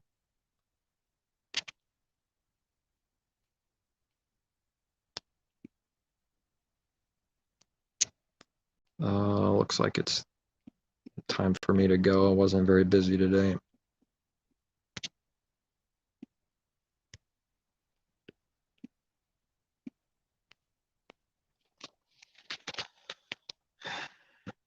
Why do people want to hear a bunch of lies? They don't want to hear anything real. What do they want to talk about? Slime, frogs, pizza. Eat, drink, and be merry, for tomorrow we die. You know, this is a spiritual condition. When you read those words, it includes a lot. It means a lot. It's happening to all those that are not of him. They have this spiritual, it's in their heart. It's what they are. Eat, drink, and be merry, for tomorrow we die. It doesn't have anything to do with literally tomorrow we die, although that could be. The point is, tomorrow we die. We better party and celebrate right now. This is the celebration of the wicked. They're partying for their destruction because they're in death, and tomorrow they're going to die. We might as well party as much as we can. And the only way to do this is constant sin. You can't party like that without doing sin. Now, those that want to party, go party, you know. For those that want to be filthy still. And for those that want to be righteous still. There's only two things. If they cannot, will not, we're never going to hear his word, then they won't hear his word and they'll be filthy still. The Creator is showing his massive, marvelous judgments and power. Amazing to be seen in spirit only. And the judgment on the harlot, he gives us a clue. As Revelation has some clues, that's what he's shown me and taught me. There's clues in there that it's spiritual. There's heavy clues Like, okay, I'm going to put a clue in here. You know, it's like searching and finding valuable things. It's the glory of the Creator to hide a matter, and the glory of kings to search it out. He hides it. It's like, oh, this is here. This special verse right here is like sticking out like a sore thumb. Why? Because he did that on purpose. He hid it in there, and it sticks out. And it's like a little gem that sticks out. Like, what is this doing here? We read it. Boom, some strange prophecy that seems out of place. Little gem. The wicked read right by it and have no understanding. And so he gives a clue that this judgment is only to be seen in spirit, because we read, come, John, show you the judgments. So John flew away in spirit, giving us the picture of this. It's only to be seen in spirit. No one can fake this. Either they're seeing or they're not seeing. Either they're blind or they're being healed. No matter how much man pushes and a dump comes out, that's the only thing that's going to come out when he pushes. No matter how much he pushes, he cannot just make himself see and understand something, but he's ready to try me if I don't understand, try me. There's nothing I can't understand. I'm God, try me. That's why people do that. Try me, I'm God. And it's a fool. Sees nothing, knows nothing. It might know how to rebuild an engine. It sees nothing and knows nothing. Not speaking of engines or, this specializing in this or that. The only reason they're able to do that is because the Creator gave them the ability and wisdom to do this carnal thing. Because the Creator and not fallen angels, some delusional deception, fallen angels, Book of Enoch, wickedness in heaven, lying deceivers. No such thing as fallen angels that were good and now they're evil. Because fallen angels came down, had sex with women, of course it's got to be some sexual perversion always. It's got to be. It's always some sexual perversion. Maybe Satan's greatest thing and perversion and sin is like sexual sin, because it has to do with life. And there's either the really good, pure thing, or there's the perversion of the really good, important thing. And that's why sexual sin is a big one. Huge. So angels came down, had sex with women, chose them and said, I'm going to have sex with you. And then they bore kids that were 450 to 4,000 foot tall. That angel must have been 40,000 feet tall in order for a woman that's 5'5" to have a child that's 4,000 feet tall. How big was the angel then? This is stupid. When the question is damnable and stupid, the thing it's speaking of is utter foolishness also. Crazy delusions and myths that we're warned of that people would believe, and they always did, but we got the warnings for our admonition. They're going to believe in myths and fables, Jewish myths. Where are these myths coming from? Between the period of Malachi, the 400 years, between the 400 years from that time of the last known prophet, because there was a time of nothing for a while, I believe. And they'll say these words in the church world, you can hear it. But I believe there's truth to this. And till Messiah, till there was now. Somewhere in the middle of that, like 200 years BC, is where these books, somewhere in between this period, they were all made. And they were made by none other than the many called of Israel, Hebrews, Jews, if you must, Jewish myths. And they're believed to this day, monstrous myths, or the pagan myths of the Gentile nations. They're all the same. Sexual things, gods having sex with mankind and then having a child that's half God, half man. This existed long before Messiah was born. Some Trinitarian delusions are so strong, needing to protect their doctrine, that they say that existed because the devil knew that it would be true someday for Messiah. That they to those that are not seeing truth, this sounds good, sounds plausible, sounds wise, and they believe a stupid lie. Sexual perversion. Uh,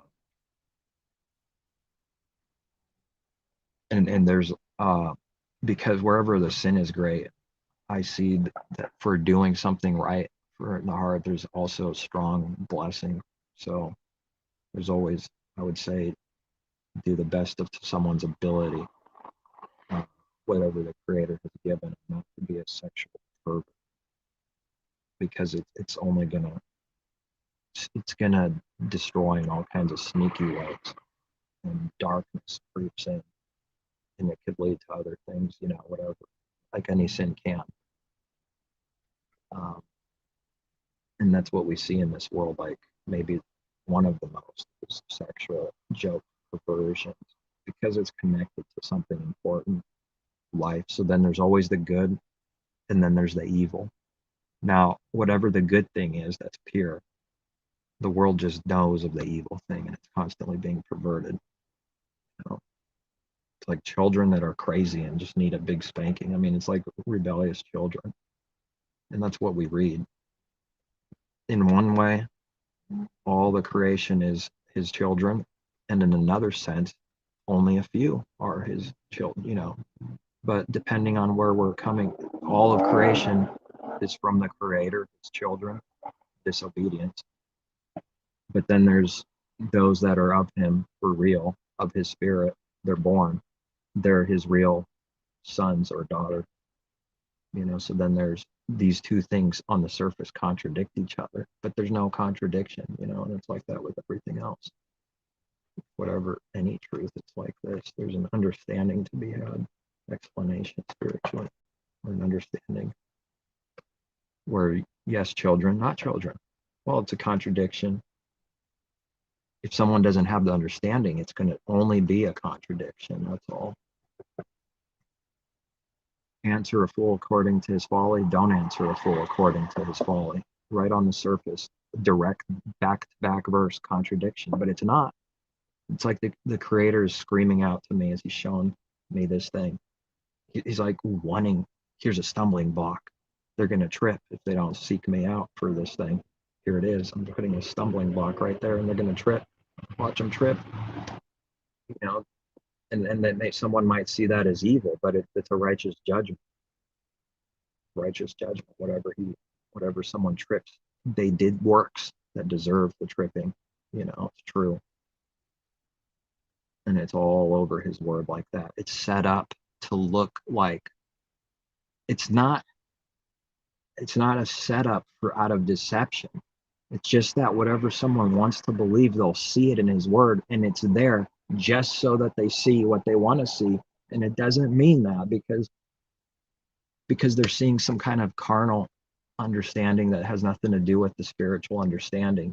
You see just enough of what you want to see, and someone's tricked and believes a crazy lie.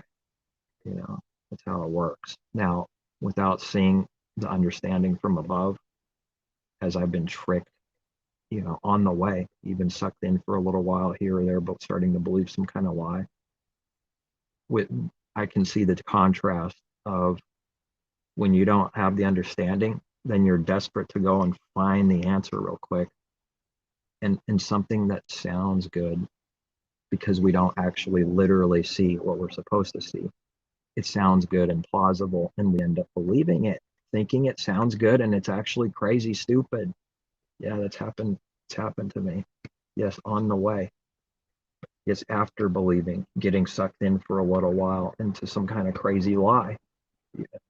Not perfect. Get perfected in one day. But He's pulled me out of it, and then when He gives me more understanding on that one thing, I can't believe I got sucked into this thing. It's a crazy stupid what I did. It's like without partiality, crazy stupid, yes, for even self, not just anybody else. Very stupid.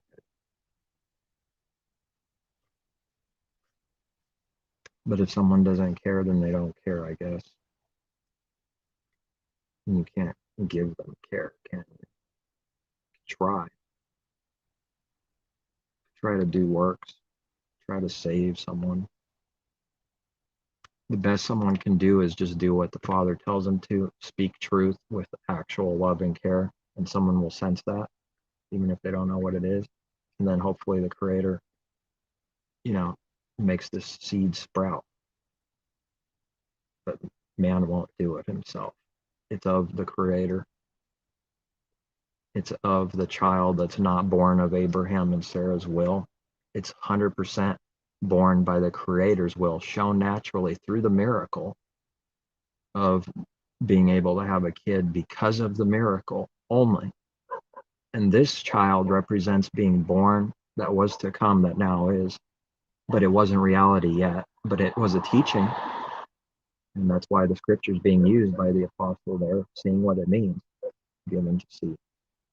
This one represents spiritual, of the Creator, born of the Creator, and the other one represents carnal, born by the will of man, worthless. And these two are at war with each other, even unto this day, he said. But, it's true right now, even unto this day, nothing changed. So naturally, it's always been true. It's true spiritually, and it's, always true. It will be true tomorrow, and it's going to be true to the end. There's a real enmity, and you cannot take it away. Someone can shake their fist and say, I'm God, and they can't take the enmity away from the serpent's seed and the woman's seed. We cannot take this enmity away. You try to mess with that enmity, will end up going into some kind of sin. And there's things that I need to understand specifically about this for certain scenarios, things, family, that you just, I don't know, what are you supposed to do in this case or this case? But he's going to have to prove that he's right and true. And the way I've seen that this be is through not knowing and through sin, through doing the wrong thing. Then he shows you, this is what you were doing. This is no good. Do you want to do it still? And you have to repent. And if you do it again, he'll show you again. It doesn't work. It's only going to be a punishment. So this enmity is very real. You can't take it away. What he put in cannot be taken away except for himself if he takes it away. And he will. But not today in 2021. It's going to be there tomorrow. But eventually it's going to be destroyed. This enmity's been there. Why did he do it? Why did he put enmity between the serpent seed and the woman's seed? It's right in Genesis, powerful scripture, spiritual truth. And then to go further into judgments for sin, families have enmity within them, families, so that they break up because it's a judgment and they cannot take it away. We're seeing the result of his judgments everywhere, but people don't want to see it. They're not asking, they're not seeking him. They don't, but it's like becoming more and more obvious that they exist. And then we'll see patterns, and these patterns are connected to something. Yes, connected to the Creator's judgments for sin. That's why we see patterns. But according to science, it's for some other reason.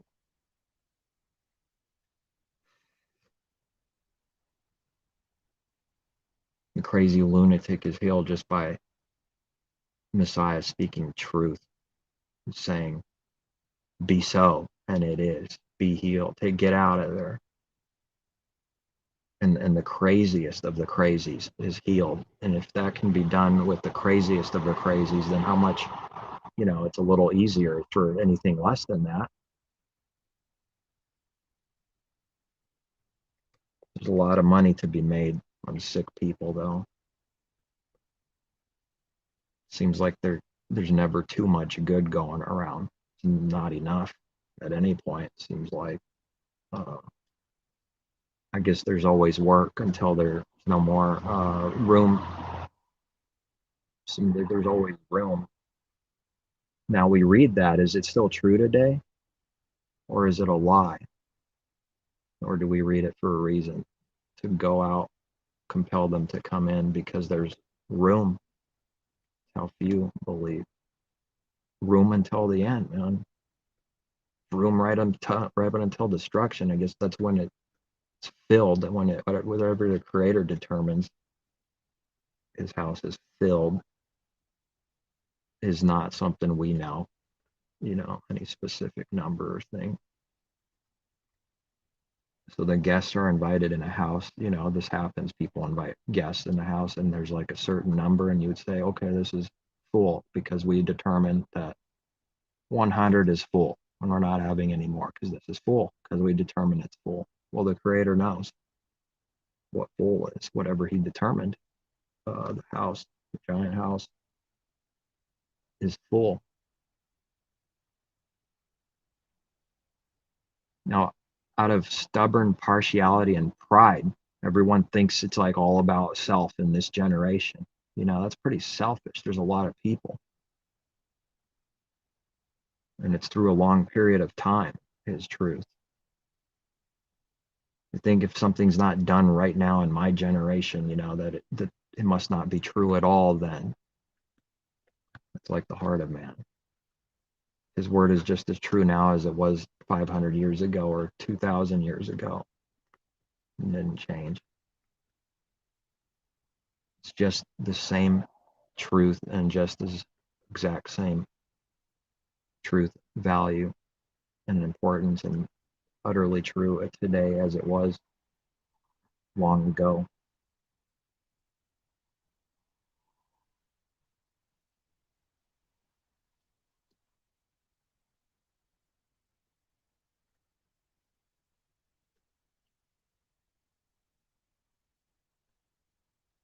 And doing the creator's will, there's like time seems to get warped and it doesn't really matter. Not that, the days or something doesn't matter, but the way you believe, the way it was like important and before it goes away and it's not important. It's like, it doesn't matter. It's because people are always living out of the destruction, darkness, out of trying to forget and hide everything because of destruction, death, and fear of it. So when these things start going away, well, then it's going to be radically different life that you live, and people will pick up on it and they won't like it. It's like as if you believe there's things to come, because they don't. But a lot of people talk about it. The works prove whether they do or not. At the end of the day, what someone did with their heart, all their works will prove whether they actually believe what they say or not.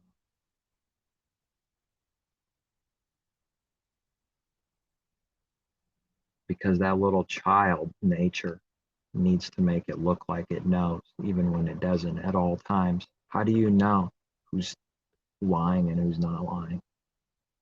How would anyone know of themselves when that's what everyone's constantly needing to do, to cover up the unknown and that it doesn't know things?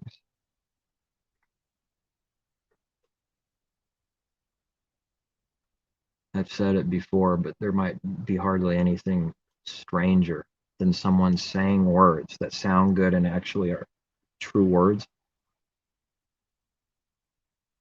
And then you say the same words and some say things, and all of a sudden there's like fear in their eyes and wonder and like crazy. Their enmity starts growing.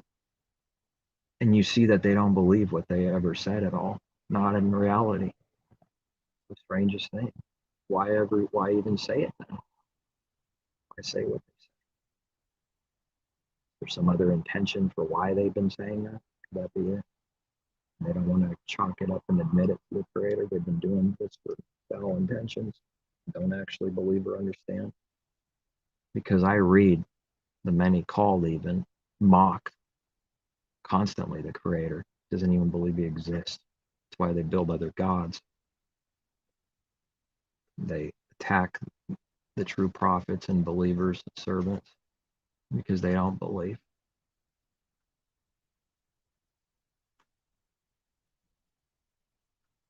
and even mock the very heart of his truth that he speaks to people. Mock that itself after going to church for that many years, and it mocks that doesn't the prophet that speaks to them say that God told himself? God told himself. But when they see for real, when they see this in reality, that someone believes and actually sees that they believe, it's insane. Oh, that's a crazy person, wicked. When you hear voices or something, it's the craziest thing. So what is this thing? It's like a giant cover. Just something cute to say. God told me so. They better be darn right when they say, God told me so. Because every lie is being recorded and judged accordingly right this minute. And if it's a lie, these people are going into more deception, and it's only going to get darker and darker for them until every secret thing is revealed eventually at the end.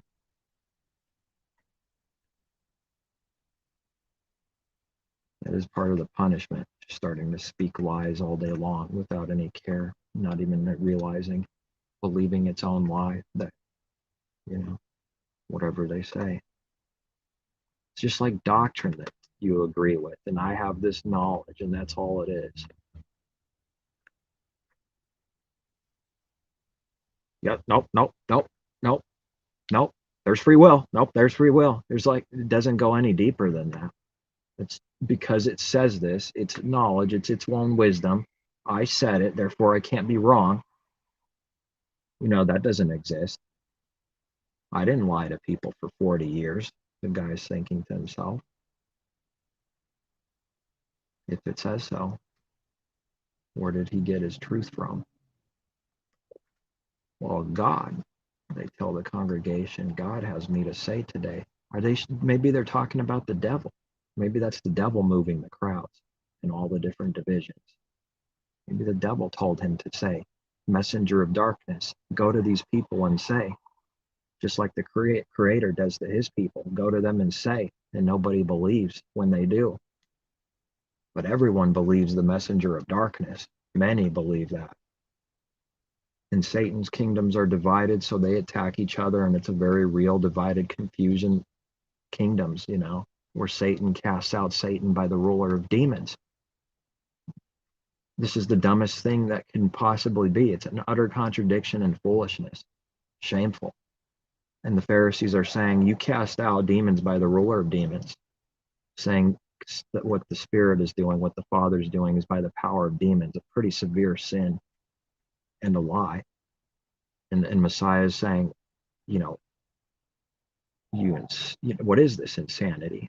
Can't you see the contradictions, the insanity? If Satan casts out Satan by the ruler of demons, he's throwing himself down. Therefore, he never stands, and the kingdoms are divided and cannot stand. How did the Pharisees not see this? Because they're quick to attack. The only thing they want to do is make someone look bad, trash them, and attack them. And they will do whatever Satan says right at the moment, whatever their deceitful heart receives in that moment, to attack someone, not even remotely thinking or meditating or comprehending what it means that they just said, not able to see it because blinded when attacked. So Messiah answers out of truth always, in spirit and in truth, and answers with care and love, and actually directly answering what they're saying, and they can't stand it because nobody ever answers like that. Nobody talks to them like that. You talk to the priest like that, who do you think you are? Slaps him on the cheek hard. Boom, slap. Who do you think you are talking to the high priest like that? Do you know who he is? He's God. I don't read that specific thing right there, but that's the heart. This is the high priest. This is God you're speaking to. Messiah said, I spoke openly to people. I didn't hide like you. That's what he's saying. I spoke openly.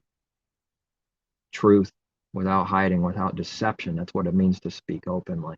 Not hiding anything, just pouring out truth from the heart, what he hears from the Father. That's it. And that's what he does and did as the example, the perfect example. And they do all of their things in the dark. What this means is what they say in the open with their mouth when with megaphones is never what they actually believe in their heart. It's a deception continually. That's doing the works and speaking in the dark. 'Cause in the dark you hide. No one sees you. No one sees what you're doing in the dark. Messiah speaks, teaches openly. This means in the broad daylight where you can't hide. There's no trickery. There's no deception going on. Whatever it is in the heart, he's saying, period.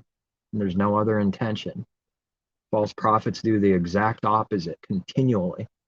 So the phrase he's given me, because it's teaching all over his word, is they never believe what they say and they never say what they believe.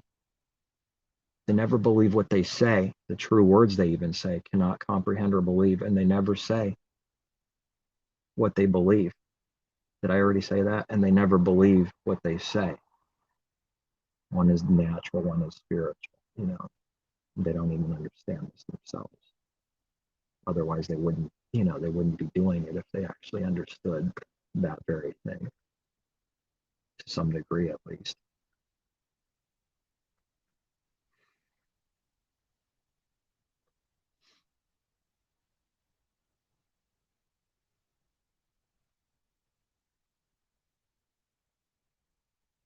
That's crazy.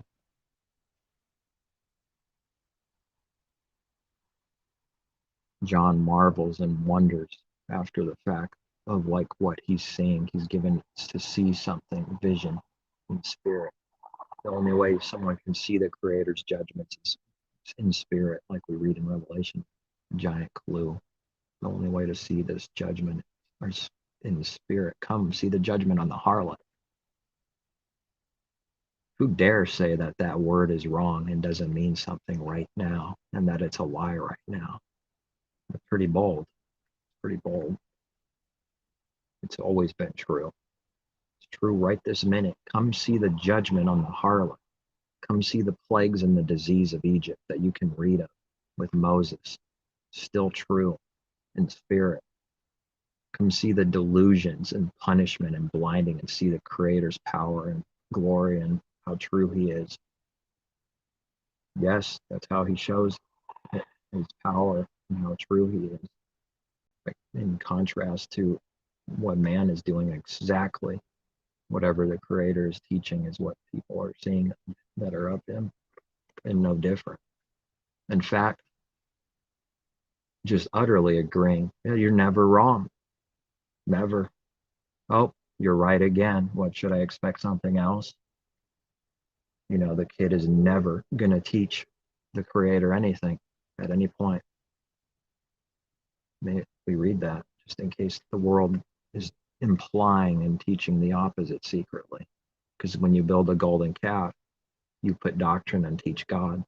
Maybe that's why we read, no one has ever counseled him. No one's ever taught him anything. We read that for a reason. Man's going to be tempted to believe and do the exact opposite. It's done through trickery. It's not done in, here's what this would be doing that in the open.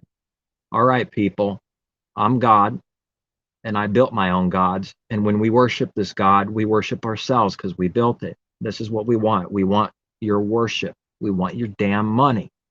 And we want to control you because we get off on controlling you. And we get off on the money we make off you and the merchandise and exchange your souls as if it's merchandise, the body of souls of men. And we like doing all these things, even though we're being destroyed by it. We take pleasure in death and destruction.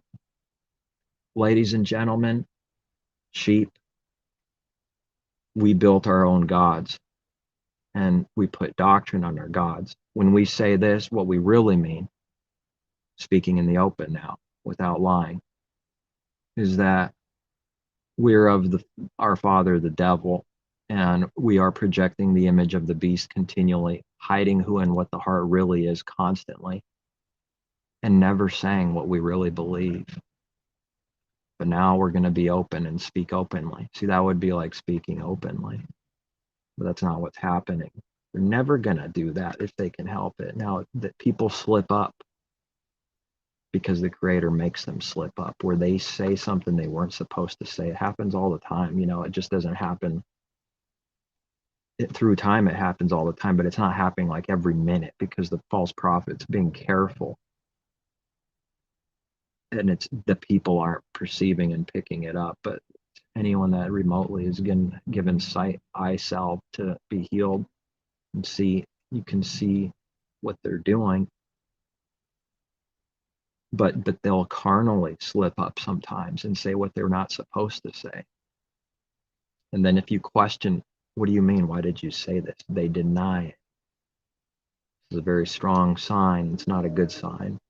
And then they never acknowledge that they lied and denied what they said when you know what they said. And they're so convincing, they'll try to make you believe the lie and that you're crazy. Has this ever happened to anyone? It's like a spiritual spell someone's casting, and you actually get confused and start doubting whether you actually heard what you did or not. Now that I think about it, it's happened many times to me. That's not the person being good to you. That's the person playing deception, like a harlot with you, being as about as dishonest as can be, wanting you to believe the lie. Now, sometimes we don't hear what's right, obviously, but I'm saying there's times where you heard something for sure, and they convince you that you didn't. That's what they're doing constantly in there. When someone's heart so badly throws curses on you, they want you to not see something. Let me do this real quick. In my heart, I'm going to do this, and I want to do this thing, and he better not find out what I'm doing. So they put a curse on you with their heart, and you're blinded. Then you might get angry and say, why didn't you show me this thing? Because I want to show you that you need me. That's why. Don't think you can see by yourself. He'll allow that to happen sometimes, and show you a few minutes later why they did what they did, but you didn't see it right in that moment. Then you might get a little angry after he shows you what they really did. But in that moment, you were given the right words to say, and you did the right thing. A few minutes later, here's what they really did. Oh, I don't like that. Okay. Don't hate them now. Be angry at the sin without hating them. If you can do that, do that. Because we read, be angry and sin not. Murder is sin. Hatred is sin at all times. So there's a fine, narrow way, as doing what the Creator is, his spirit, to be angry at the sin, at the evil, and not sin, which means hate someone, because that's murder, that's sin. That would be getting angry and sinning, being angry and sin not. There's a way to do this. That's the point. That's why we read it. It's not teaching to be angry and furious all the time. Go out and be angry and roar like a lion every minute, Foolish. It's not teaching that. There's just a way to be angry and sin not. If you're going to be angry, don't sin. That's why we read that. Be angry and sin not.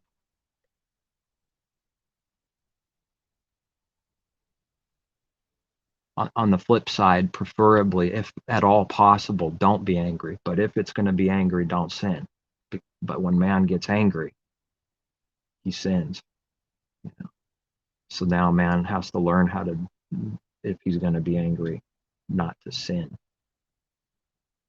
Now everybody that gets angry apart from the Creator is already going into sin, because this takes miracle and spiritual muscles flexing to be able to do this over time.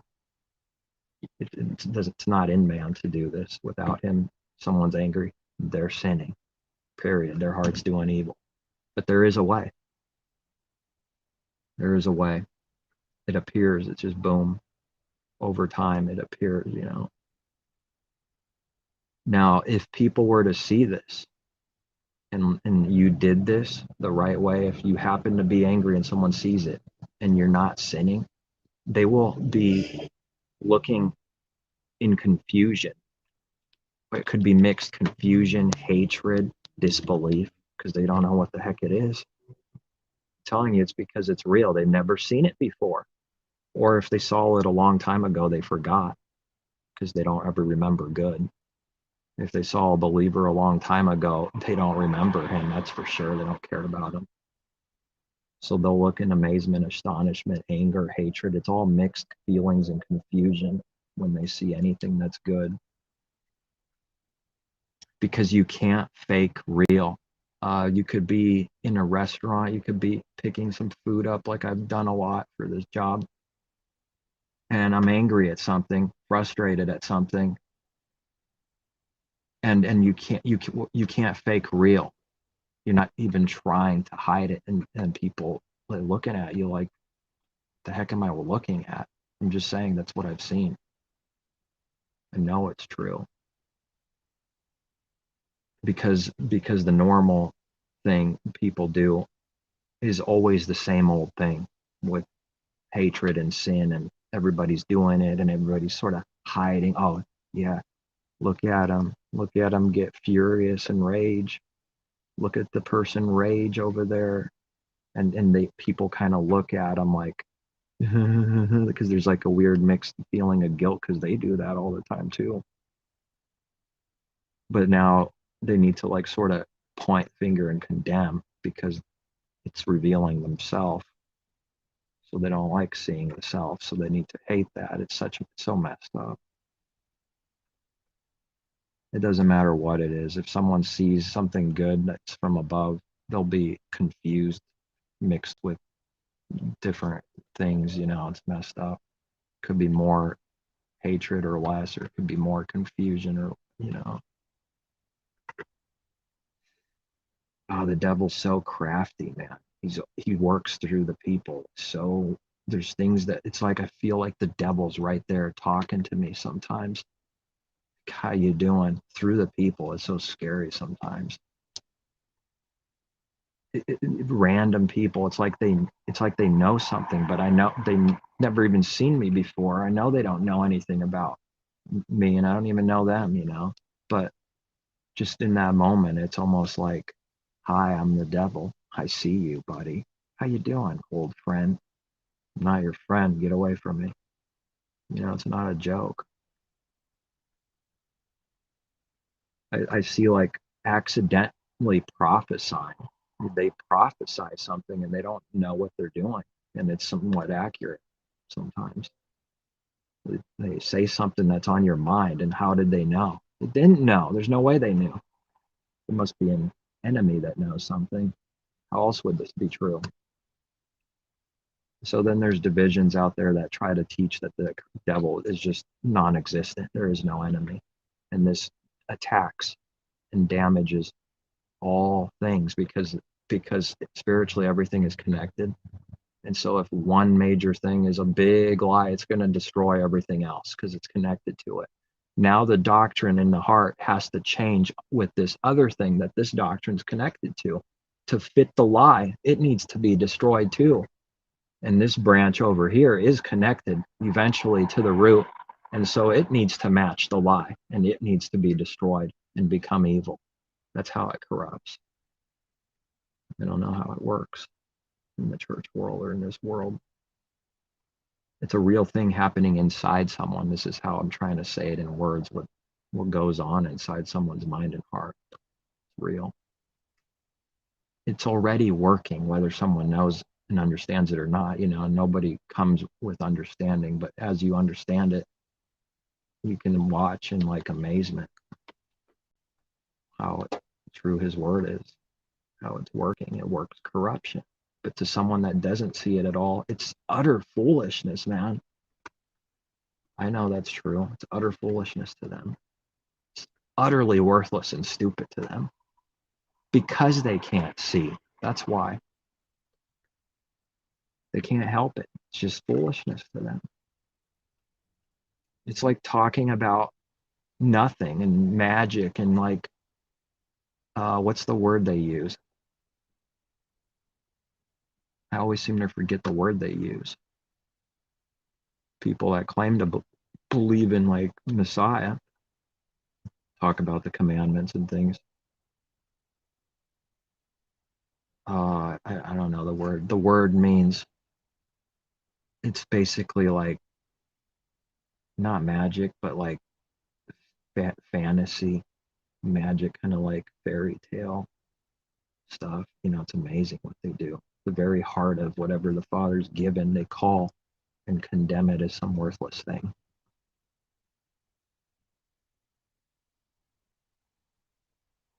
Amazing. They trick people. They're casting spells. They're cursing people with their heart. You think they're going to go and tell, and they're going on with the megaphone over YouTube behind the pulpit that they curse people? No, they won't, because that's what they have to hide. Project the image of the beast, that they're good and don't do any of this evil. They have to hide their sin by projecting the image. They can't say what they really do and what their heart really believes and what it really is. They have to hide it, just like Adam and Eve. Well, they think blessings and cursings don't exist. They think people don't curse people. Now, I'm not saying the person has power all of himself, but there's cursings through the power of Satan, and it works. Sometimes it works. I don't know how much or how little. I just know people curse people, and it gets real confusing fast because of sin. Like, I don't know how the Creator is doing it. All the judgments at the same time and everything. So deep, too high, too wide to even remotely comprehend. He just is everything at the same time.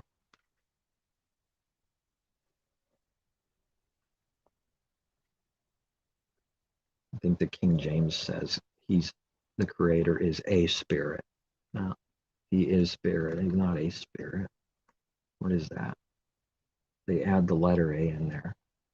And then I've seen people that will go out of their way for that one specific thing to try to prove that the letter A should be there, because they're like King James only specialties,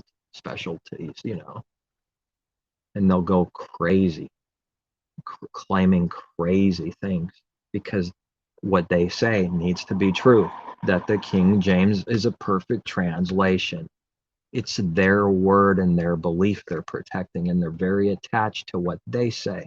Therefore, now they have to go crazy to prove this verse needs to be written just like this, and English is God's language or something. What? There was one language in the beginning, a pure language, and it wasn't English. It's about as backwards today as it can be. Maybe even reading it backwards, everything. I don't know how badly backwards it is. I can see that it's backwards and messed up, but obviously the Creator sees how perfectly backwards and messed up it is. And spiritually, it's backwards and messed up, not the literal language only. A spiritual, clean language where in the heart it's not uttering pagan gods. This can't be seen by carnal man. He thinks if he stops saying a literal word that makes him righteous now, and that's the understanding. How come they never answer questions that people that do this? When there's a lie, there's always many scriptures that you could use that they're contradicting and they cannot answer. How come Messiah said the name of a demon? Why did he say Baal, or the ruler of demons there? The pagan Beelzebub, or whatever pagan, ruler of demons thing that we read. He says the name with his mouth. Did he break the scripture? Don't utter any pagan gods and names from your mouth. Maybe they don't understand what it means.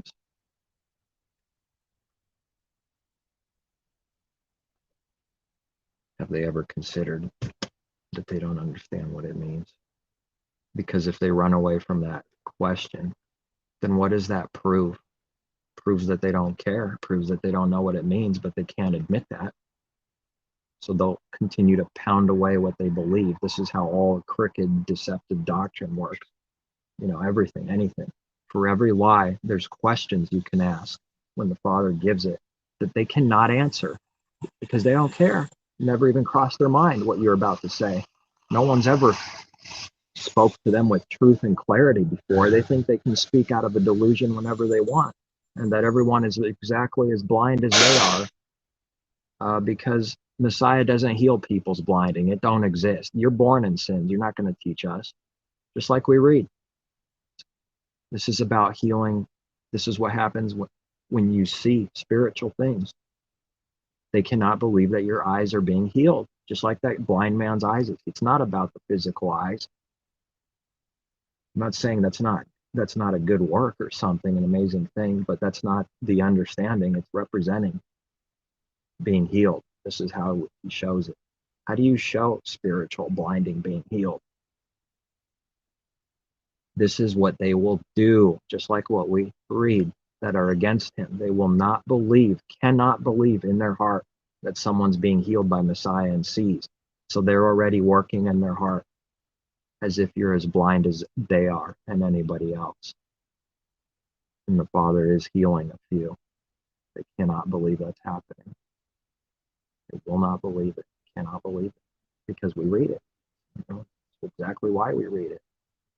They resist it to the bitter end, and they break it, and it always blows up like this, and then the enmity, the two have to separate and go their way. The other ones, the one that's healed knows he's been healed. You know, he knows this man, Messiah, healed his eyes. One thing I know, I was blind and now I see. He knows it for himself. The Pharisees know that nobody healed him. Are you teaching us now? You're born in sins. In a delusion, it knows. It thinks it knows. It needs to think it knows. It knows nothing. It hates truth so badly that it cannot believe anything that's good. Nothing, zero. It cannot believe that the spiritual eyes are being healed. Eye salve. That the apostle was blind, worse than a bat. And now, boom, he sees light, the Father's light, and he's healed. This is what the Father does. He heals the blind. Messiah healed the blind through Messiah, healing the blind. A miracle. Now we know what to expect for those that are enemies of the Creator. They will do exactly what we read and can do no different with their heart. They can do no different with their heart. They will say words, things to try to make it look like these things are a lie, but they did not do anything different with their heart. And they cannot believe that someone sees and that they're blind. You know, Cain envies Abel and his offering, and he wants to kill him. That's a connection that's been the same ever since. These Pharisees are Cain of the wicked one, and the one being healed is of the Father, of the woman, Israel, healed, and the wicked one wants to slay the one of, you know, because they're at war and enmity, and the one wants to murder the other. It's envious, and envy and murder go right alongside together. It's all seen as spiritual connection. They're envious because the offering is good, and it's not because they're special, like better than anyone of themselves. That's what they can't see, but they think and need to believe that's what's happening because that's what they are. That's what they're doing.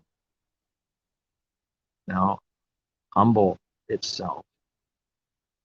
Seek the Creator with the heart. Why doesn't it want to do that? Don't they know that's what's required to have a good offering? That there's a real doing this, and that his people are actually doing this now, and there's no other way except doing that? Why don't they do it now, Cain? Go ahead and do it. Sin knocks at the door and waits, and you must master it. Go ahead, do what's right. Won't you be accepted if you do what's right? The child runs away angry and murders him. They think they understand that scripture and religion. They have no clue that it's a mockery towards man being able to do good. But those are true words. If he does what's right, yes, it will be true. Will be accepted. It has to be done, but it's the Creator that even gets someone to get there with his mercy, favor, and someone repents, you know. But nevertheless, this is what someone must do. It's true. There's no believer that never repented before and aren't repenting of their sins. Every believer that's an actual believer is repenting of their sins. There's no such thing as a believer that doesn't repent of their sins. And not just one time. Anytime they see it, they need to repent.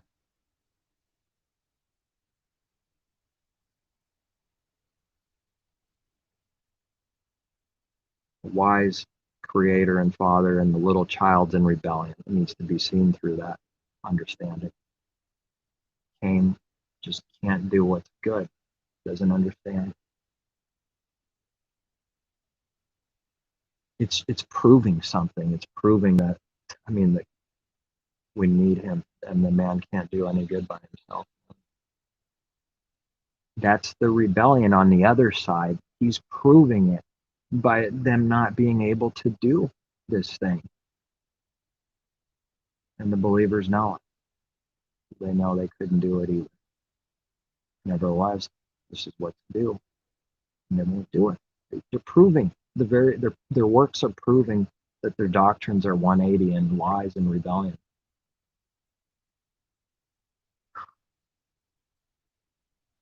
Amazing the spell this world has and powerful people with charisma. I used to see it crazily different. There's like a power that they have over people. But then next to someone with the Father's Spirit, they're nothing. They crumble, they shake, they fear, they twitch. They need to attack because they're cowards. All along they were nothing. It's just Wizard of Oz projecting an image. But the people without the Creator, they're weak, helpless, and they fall under this thing.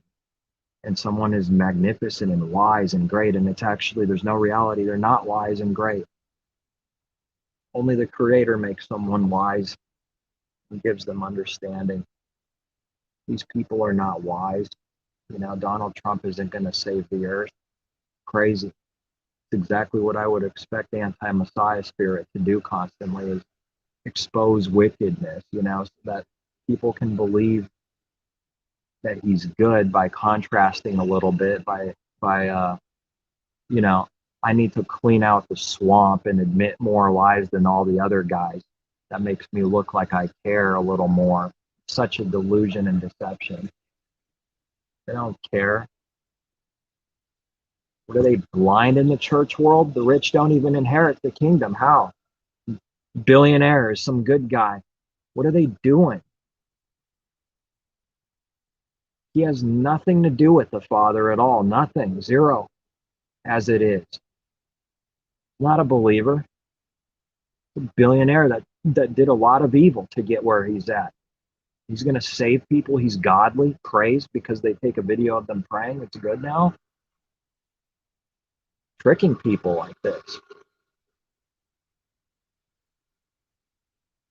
They don't want to believe. They don't want to let go that this is Egypt and that it's a delusion, everything that people believe. And they need to come out of it. Their whole world, their life breaks down before them. They don't want to hear it. It's a crushing to go down. A crushing to be humbled, to be shaken up by everything you thought was, a lie and not as it is and something else, it's a lie. Yeah, people don't even want to go there, not even close. That's the only way that people of Messiah have to go. That's the only way, is go right through it, crushing every belief and way and thing that we had, saying no good and it's wrong. And yeah, it's difficult. It'll be difficult times. But then he's right there though, so it's not like they think though, that they don't see the Creator, they don't see what he can do for them. They only see the bad, negative thing. I don't want to go through that. Persecution, tribulation. No, the world's good, I'm good. Stop it. No, the world's good, I'm good. What I want to believe constantly in the heart.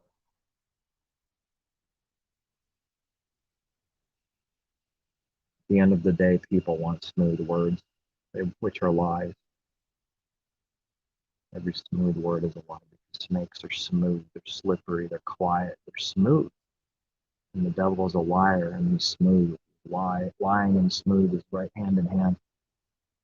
His word is hard compared to the smooth garbage and lies. This world is blind, therefore all his word is very hard compared to the lies. Smooth. Smooth is a deceiver, premeditated, trying to create a product and a reaction by giving smooth, swelling words, like we can read. Very two words, smooth and swelling words, to deceive and trick and create something, because it's a deceiver, man. What don't they understand in there? Smooth is not good, but I guess smooth is good in this world.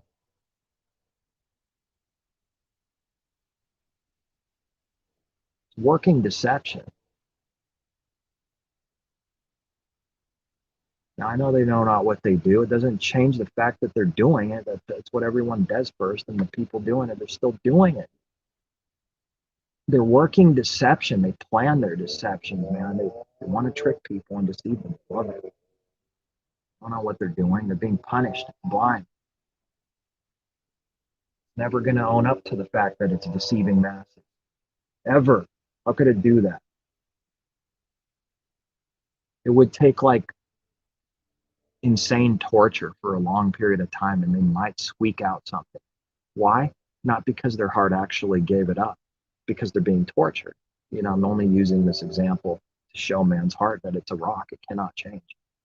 Someone might say something after a long period of torture, like they show in the movies, which is evil, only to bring something out. I'm just saying that's how stubborn, and it's a rock.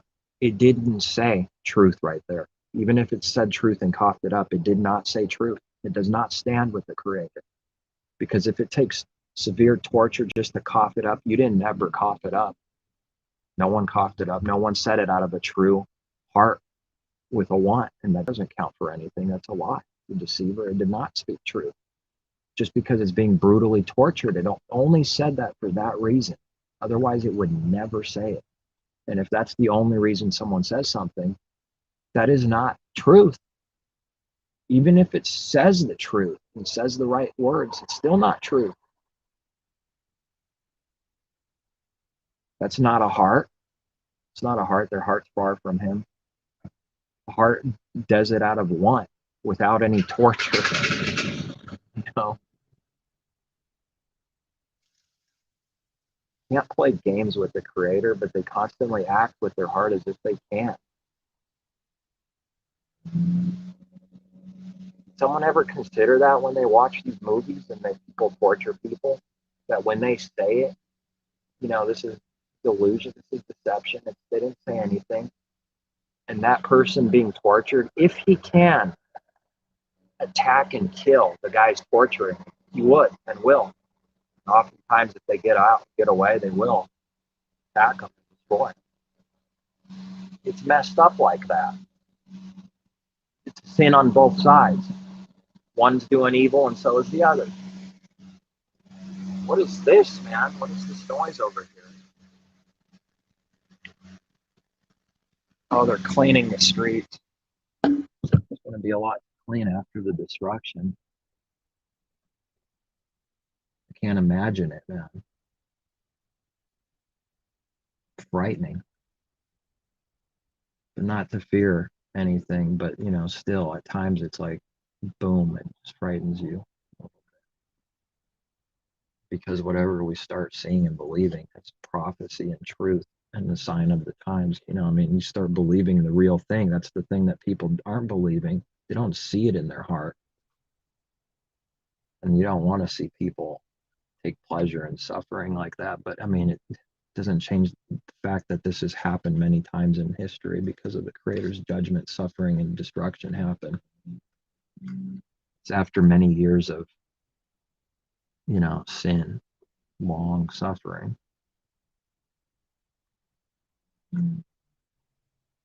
Whoever falls with a little calamity is still weak. Proverbs. I read that, I don't know, more than once the last couple of weeks, and it strikes Like, man, that's me. You know, I don't, if there's like, if I'm following long suffering, it must only be like 5% of whatever is the full thing. It definitely needs to get a lot better. I don't, the creator, you start seeing whatever it is and go, wow, wow. Not even like the exact opposite. How does he do it?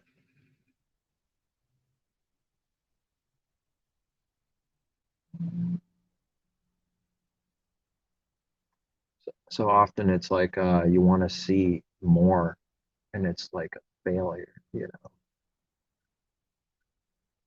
compared to whatever the perfect thing is.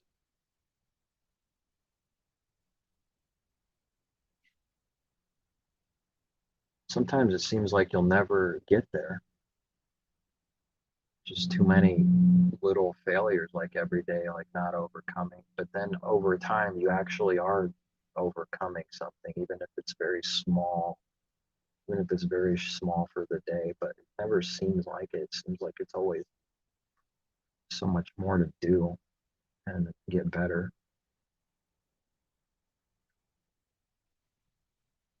Put it all on the creator to do it, but to want to do it. But he needs to do it. We need to believe he'll do it. You need to want to do it. That much is true.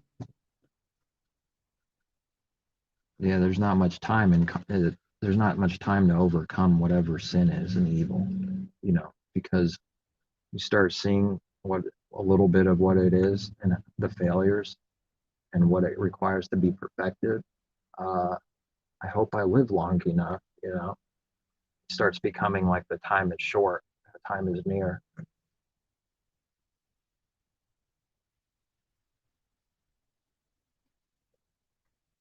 I mean, to the creator it must always be near, because a day is like 1,000 years, and 1,000 years like a day. The time is near.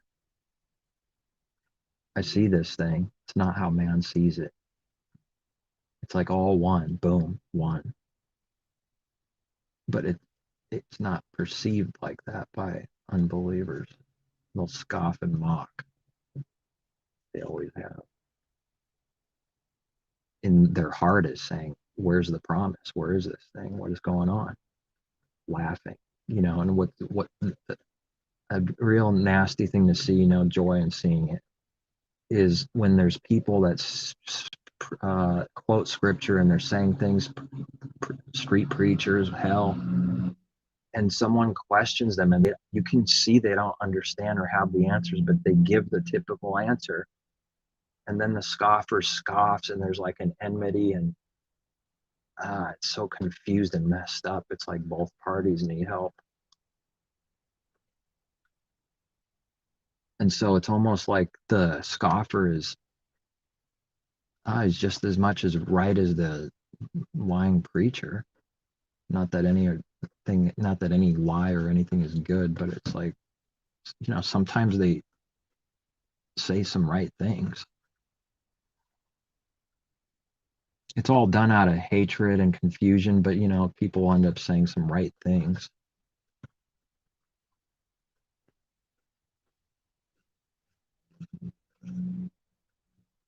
Of course, it doesn't justify or make something evil good or make it right, but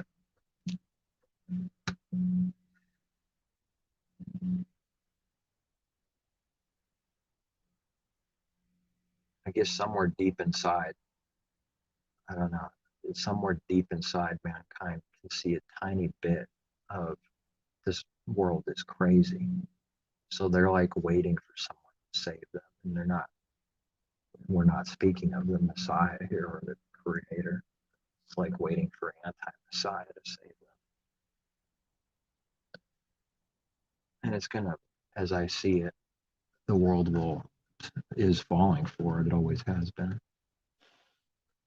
I don't know what this thing is gonna look like. It still shocks me that the prophecy will end up happening like this. Like, it's just stunning. I mean, it needs to be in serious delusion for it to be as I read, to believe in like a man that's like Hitler, but something way bigger than Hitler, but it's the same thing, just on a bigger scale. It's hard for me to believe, but it's like all pointing in that direction. All directions pointing to it. My goodness. I don't see it happening without some chaos. Like people say some right things. They've said this.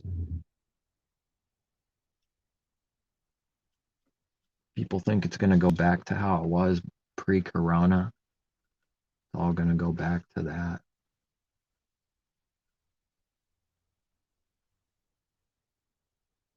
No, I don't see that at all. No. If the time is near, it must be very near right now. If the time is always near, it must be very, very near.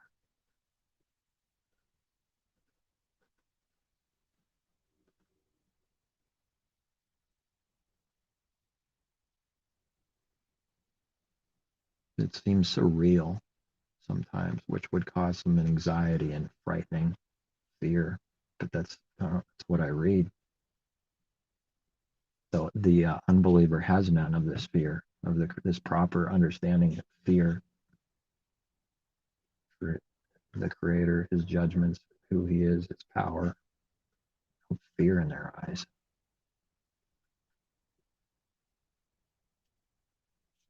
That's cowardly, right? To fear properly the Creator, that would be cowardly. The unbeliever doesn't have any fear in their eyes, see, so now they can point the finger and go, you coward, fearful, going to the lake of fire.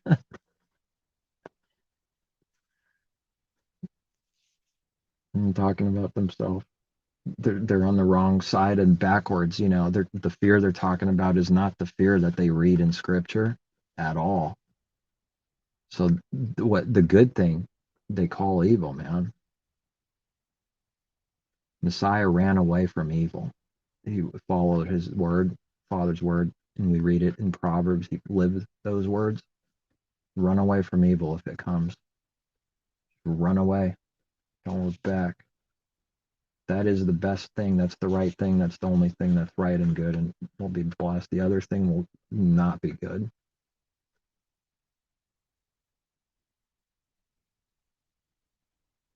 Always tempted to trash something. They want this, man. Always to do evil. Just run away. Let the Creator judge them. That's the only true way.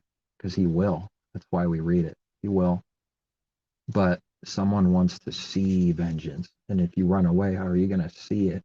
This is a difficult thing to start breaking the old way.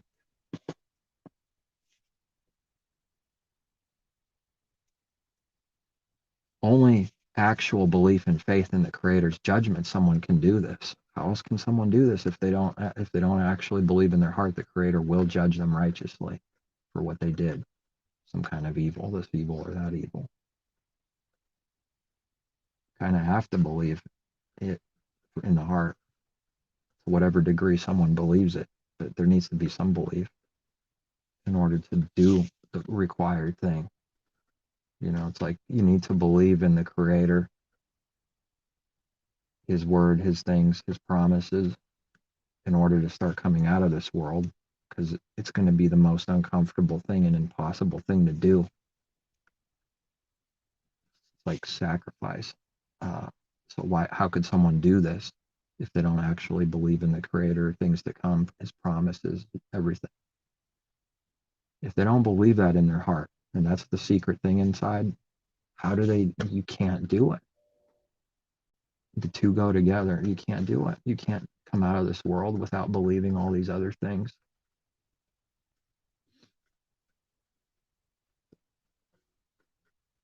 It's just true.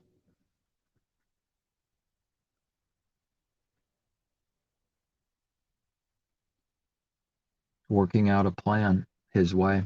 Why doesn't He just make everyone believe right now, save everyone? Well, that's not the plan. That's not His purpose or will. It's not going to be done like that. So someone, they can You can ask questions, grumble, complain, think we're like smarter or something. Or, oh, my way's better, says the puny man. No, it's not. It just needs to admit it's not, and that it doesn't see, and then it'll see a little more. What if he gives? Then he gives. If he doesn't, he doesn't. But if it's something we need and we ask, we'll give. But that's the scary thing is someone doing evil, they will believe an actual lie and actually be convinced like this thing is smart and this thing is stupid, and it's literally not. Always needing to be aware of that and falling in line with truth, which is where we know nothing of self. We're not wise of self. And, and really it is pretty shameful. Born knowing nothing, crying, screaming, and then it thinks it knows something. The only thing that the person is even alive is because of the creator sustaining it, even literally. So all the sick, all the poor, all the rich, all have some kind of purpose that's uh, probably to a good degree we'll maybe never comprehend right now. Like there's more to comprehend that I don't think we will. Not to say we won't comprehend more, but not like whatever he knows. But after proving throughout the years of making things appear and making ways happen and making things work, when you literally could not see and believe it, you might just have enough faith finally built up that I don't know how it's all going to work out in the end, but he's proved it long enough over so many examples and years that you could actually just say, okay, I don't know, but I'm okay with it. I believe it. I don't know. It seems crazy. I don't know how he's going to do it, but maybe it's supposed to be like that. Otherwise, it wouldn't be faith, would it? But if someone is not seeing proof and growing, building up this faith by real life proof, boom, here's a way. Boom, here's an understanding you didn't have. And they don't have any of this. How could they believe something way bigger? They can't really believe it in their heart, can they?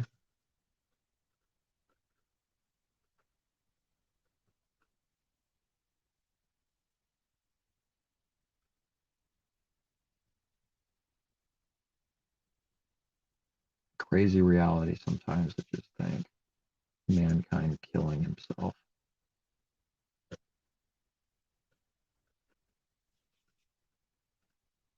Man, it's bad sometimes when your head is clear, spirit is clear. You see whatever's good, and then boom, compare the bad. It's not that word good or something of self, but you start seeing these things. Man, is it bad. My goodness, it's bad. But you can see how easy it is, why it's like that, because self is constantly tempted to do evil. Very easy to do evil. Of course, everyone's going to do evil when there's pressure without his power, without his knowledge. It's a war with the creator. What is it without him? Well, there is no war. It's just evil. It's ready to do evil at will. Vengeance. We read in Proverbs directly, don't say to yourself, I'm going to repay. I will seek vengeance. I will repay. It's spelled out simply.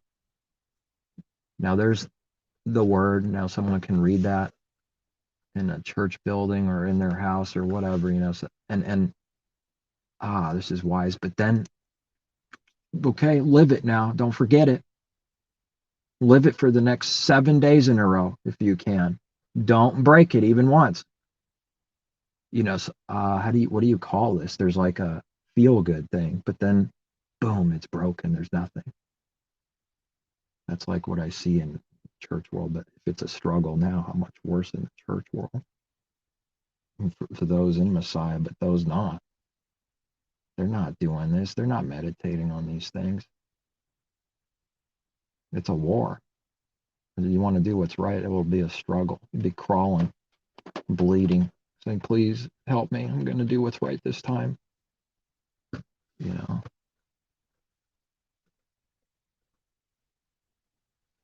way too easy to forget. It's incredible. It's not, it's something like literally forgetting, memory loss, but it's like a spiritual forgetting. It's very real and it happens all the time. You call it forgetting. That's the only proper way it's forgetting. It's the only way I know how to say it. It's what we read. That's what's happening. Disciples are forgetting what the Father did, what Messiah did.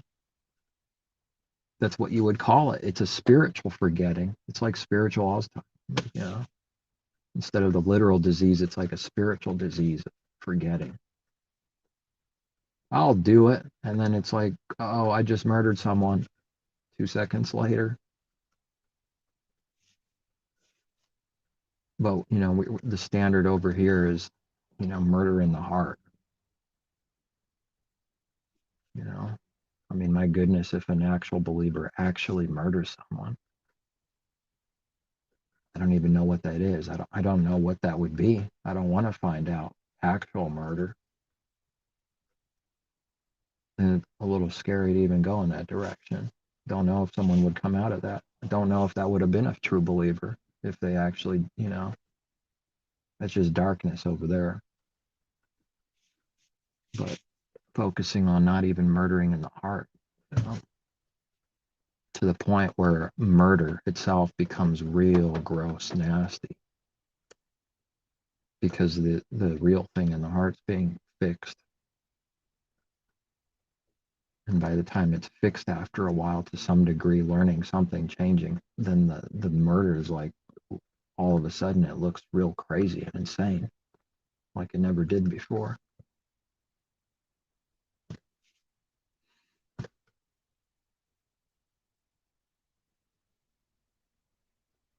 It is sin, it's what it is. People going out with swords and they fight, and it's brutal.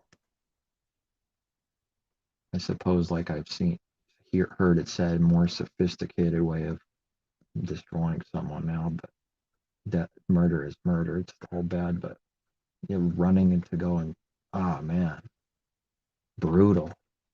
Can't even imagine the actual battle like that. But the spiritual wars like that, something like that.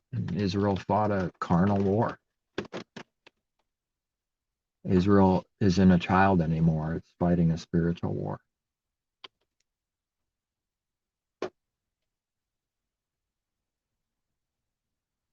Suppose the Hebrew Israelites, most of them don't understand. They come attacking, and it's crazy. Racism in the heart. What is this? Where the heart is actually believing, because the doctrine and the works prove it, that someone's blood makes them good and the other blood is bad. It's that simple. And this is the Creator. That's who He is. Partial. They don't realize what they're doing. They don't realize they're saying and teaching the Creator is partial, incredibly partial, that work blood counts, not the works, not His Spirit. It doesn't matter short, tall, rich, poor, bond, slave, free, whatever, None of that matters concerning the kingdom of heaven. It doesn't determine anything by itself.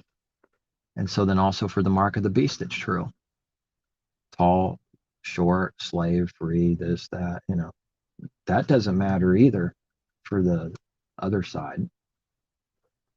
Doesn't matter either. Someone's blood, it's all the same heart. It doesn't matter for doing evil. And it doesn't matter for doing the Creator's good. It doesn't determine anything by itself, and they're saying it does. It's amazing. So many delusions just like that, strong, and then they're dumb. And they stick to them. They won't back down.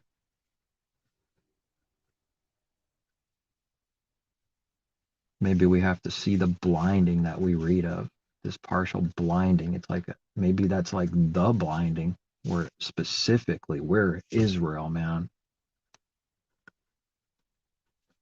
And all the way until the time of Gentiles be fulfilled, the calling of the Gentiles grafted in. They're not staying Gentiles, but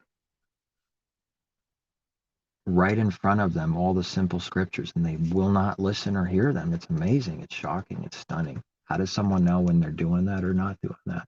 The only way they can know is if they're actually seeking the Creator with their heart. He'll give them to see so they're not confused. Confusion is bad. Am I doing this or am I not? And if I'm doing this, well, then he's honest with you and says, you did this. You did it. You're going to admit it. There is no such clarity when someone believes these massive lies. They don't see that. Obviously not.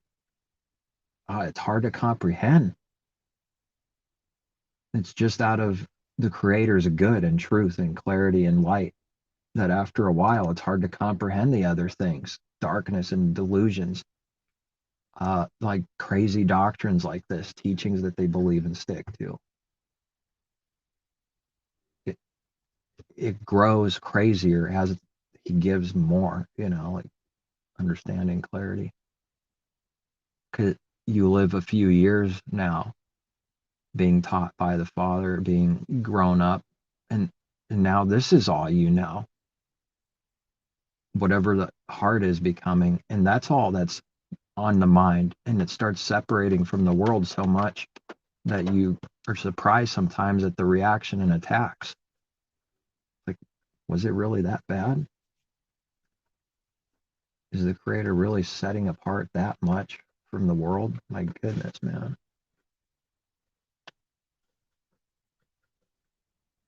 And how much worse is it going to get? And or how much better is it going to get? And right alongside of it, worse. Because the contrast grows even greater and the light shines brighter. It offends more.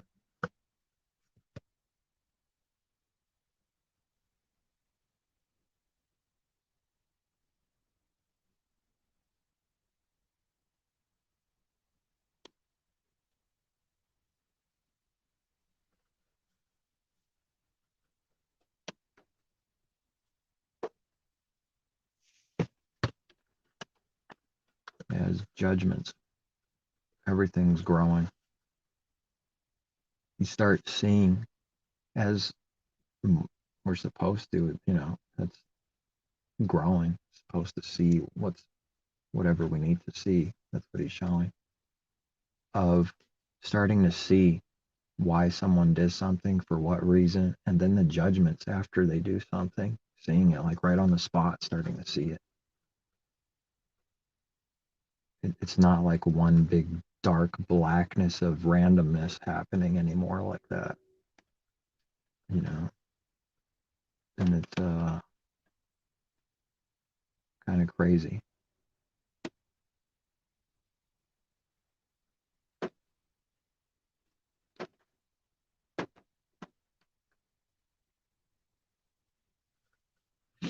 There's too much, man, there's too many divisions and confusion.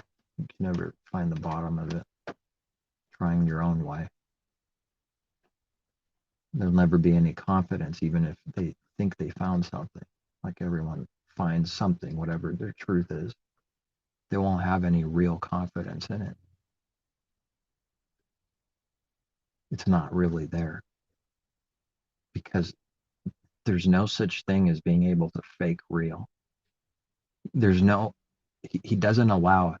That's what he's showing. It's not there. It cannot be actually there. They can make it look like it as best as they can. If it's not his way, it is not there. In reality, they have never seen what it is. Now look how hard someone works for someone else to believe their lie, kicking, screaming, crying. What people do when their image is being exposed. They'll do just about anything to make someone believe what they're saying. Why is that happening? It's happening all the time, everywhere. Why is that happening? Why does someone need to do that so badly? Did it ever come to anyone's mind in this world? Kind of have to admit that the one thing's happening before you go to the next step. Suppose you never see it or admit it, there is no next thing. There's no question even. Now, someone has this false confidence because of pride, the false thing, and it needs to believe so badly what it found and taught itself and connected itself to its own truth, and its image is attached to it.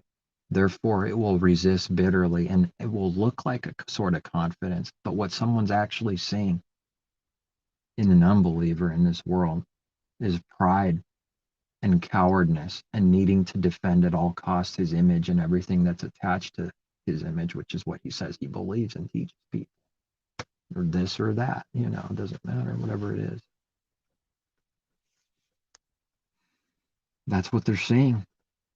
It kind of looks like confidence. It's not. Somehow it's like people already know, they're banking on that cover. It's like they already know that should work.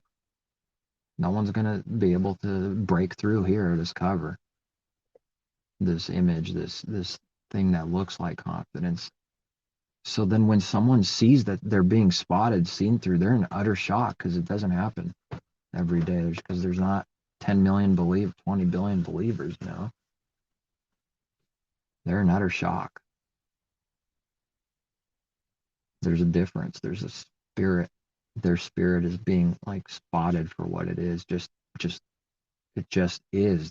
You like see someone, and then you can see in your mind whatever you're seeing, and that they like pick it up. They pick up that you see right through them, and they start. You see the roaring lion comes at you, hiding under there. Just for. I see what I see. I see a tree outside. That's it. There's no murderous thoughts or anything going on. And they hate being spotted. Everyone hates being spotted. Their image blown, the cover. Noah rages because he's drunk and naked, and one of them's like looking with like laughter. Oh, he was cursed. Yeah. Does that mean Noah didn't sin? Nope. But he doesn't accept people laughing at someone's fall. Maybe that judgment's even stronger than Noah's fall. Might sound harsh when we read it. These are his judgments, cursings, so we can see what happens. It's happening. He doesn't accept this. Don't laugh at someone's fall. Nevertheless, people fall. People are in sin. But don't laugh at it with the heart, So they walk backwards. That's how he shows you this perfect thing. Because we don't want to see bad. We never want or hope to see bad. It doesn't mean that it's there. We just want to help without laughing. So we'll walk backwards. The other one didn't, so he's cursed. And whoever kills Cain is cursed even more than what Cain did. Who knows the judgments, man? Who knows? If you just see a little bit of it and then try to imagine all the judgments for individually, with 10 people in one crowd over here, with 50 people over there, with one church, with one neighborhood, with one person here, with a whole nation against another nation. 50 people versus this nation. Forget it. And somehow he's not doing any unrighteousness. Do people see what this is? There's no unrighteousness in his judgments. Now, people will only see perversion. They're not seeing straight. They see something evil happen, and they're not understanding it at all. They're only seeing evil. That's it. When they see the evil, they see evil. When they see judgments, they see evil. That's it. They don't have any understanding. Now, his people are the ones that are learning not to laugh at someone. Then they'll claim that's what's going on just for speaking truth, that his judgments exist and they're righteous. They'll say we want people trashed and destroyed. They do. Doesn't mean we never make mistakes, like Noah or something, and this happens. We don't want it. They claim we do. They'll claim someone does just as quickly as that, no proof, no evidence, no care. It just needs to attack.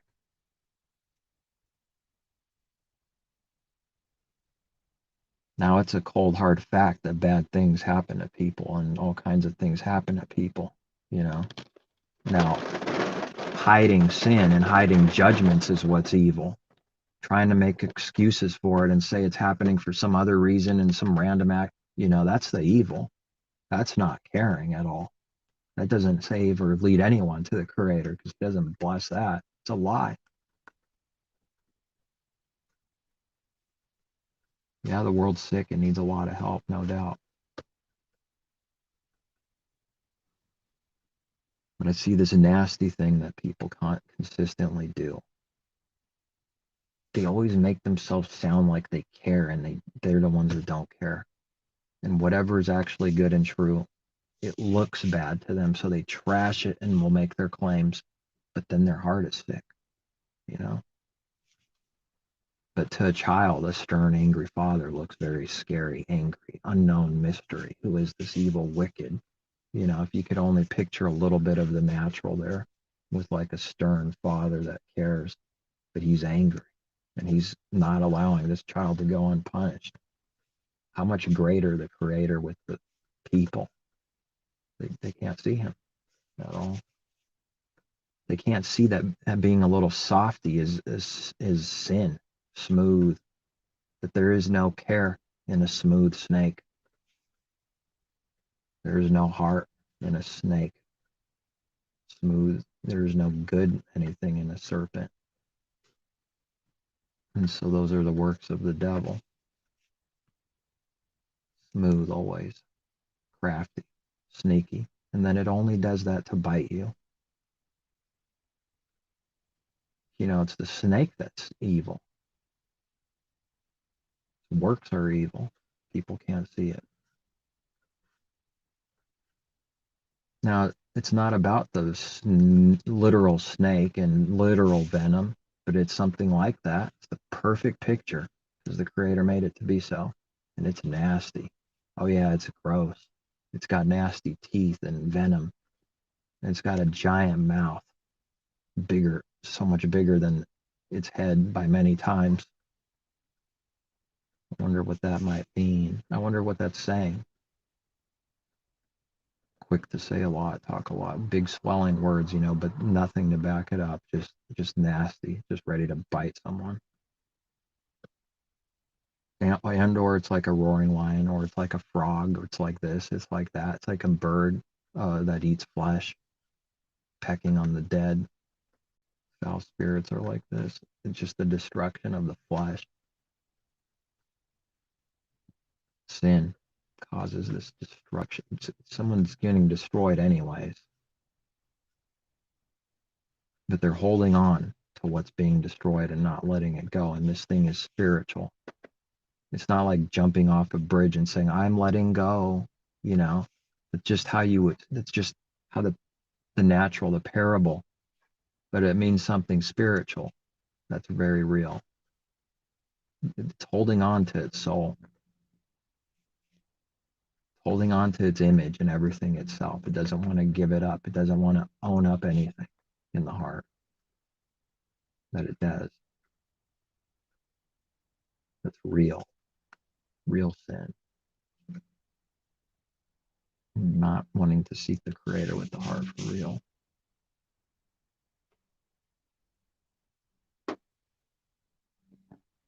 How does someone get so lost where there's so much entertainment, there's so many things, prophets, peoples, teachings, teachers, churches, religions, and at some point they're just way lost, way out there, and it goes back to doing the Creator's will, wanting to do His will with their heart. And it's like anything but that. Maybe all these things are just entertaining things just to take you away from that, for even remotely seeing that truth.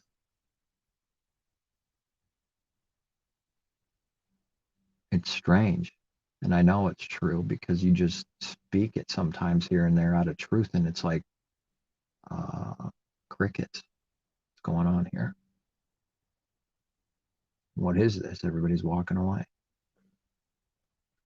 What are they doing all this time?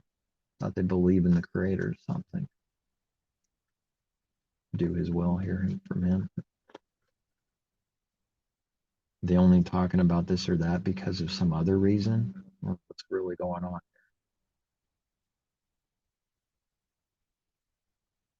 Is it doing that out of punishment, confusion?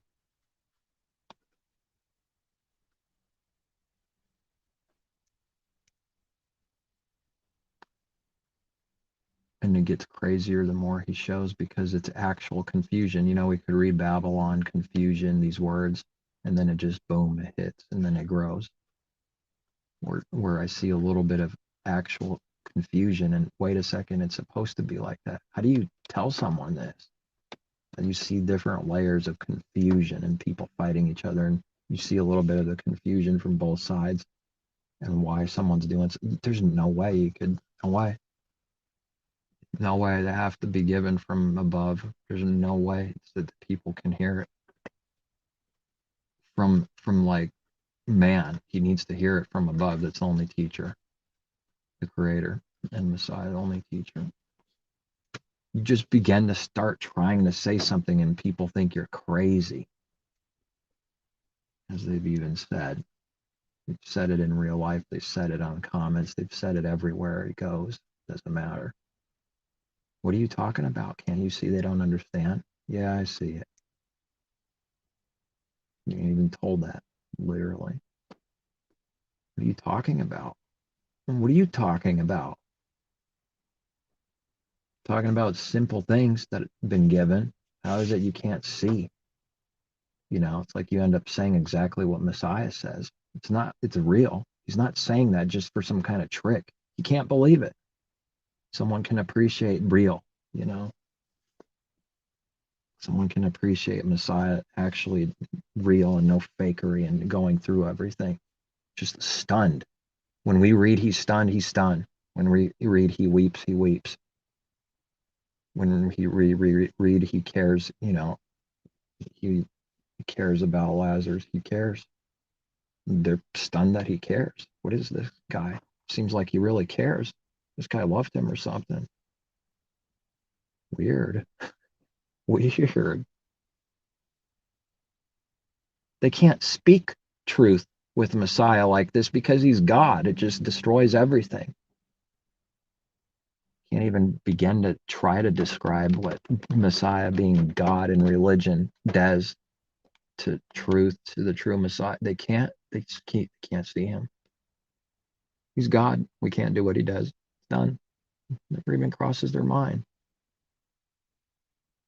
And the leaders trick them. They're more judged than those people deceived by them.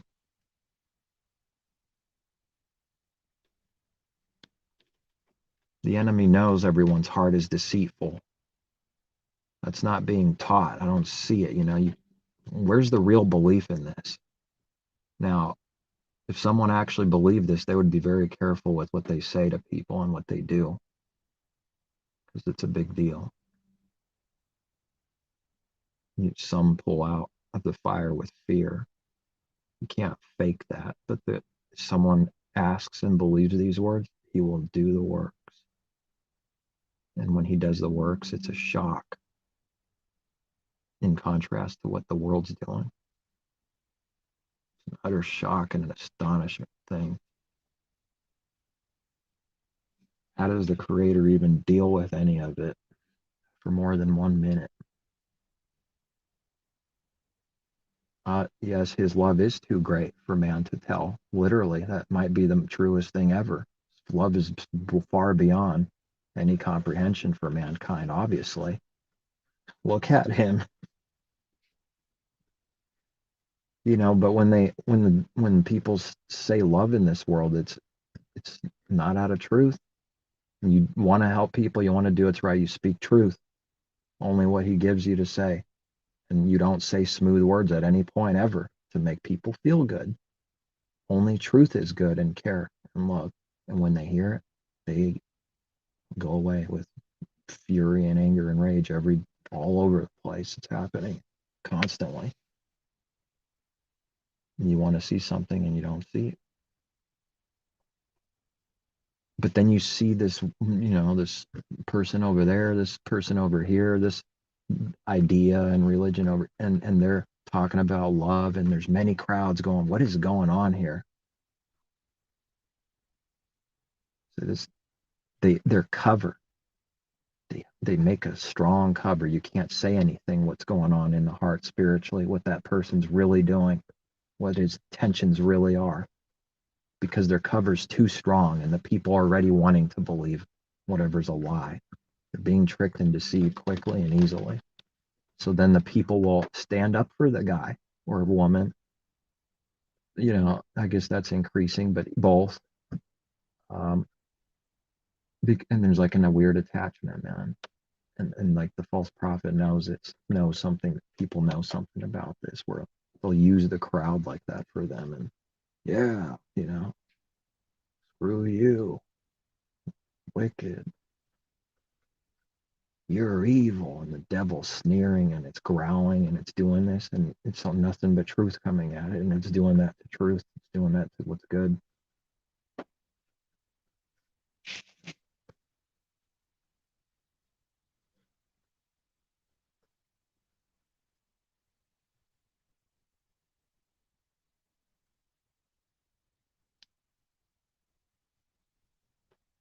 The lion comes roaring. Can't even touch your brother's little kid without a lion roaring. Oh, don't touch him. Don't want him to be touched or something. Nasty. That's family, I guess, huh? And then the accusations come in. Oh, you don't care. You don't care at all. You need to do this and that. Yeah, last time I did that, the lion roared. What, are you blind? Did you forget that happened? It's so confused. Nothing satisfies it. It's all over the place, everywhere. When they do evil, they don't remember. Then they put it on you that you did what they did. Constantly. With everything. Never acknowledges a single sin it does in the heart. It's too prideful, man. It's hiding constantly. How do you do anything with someone like this? There's no fellowship. There's nothing real. You try to make it real and the creator will show, oh yeah, that won't work. You try to make enmity one, wrath is coming, both sides. What do you do now? What do you do? My goodness, how much more set apart does someone need to be? Does it literally need to be set apart? Like, can't even go and see anybody or what? I don't know. I have to find out. I'm definitely not saying you can't speak to people, but I'm speaking more like closer family stuff. What do you do? A man's enemies is that of his own household. Now, if every time from this day forward he keeps proving that's nothing but wrath and enmity when you get real close, what are you supposed to do? Keep doing the same thing? I'm waiting for answers.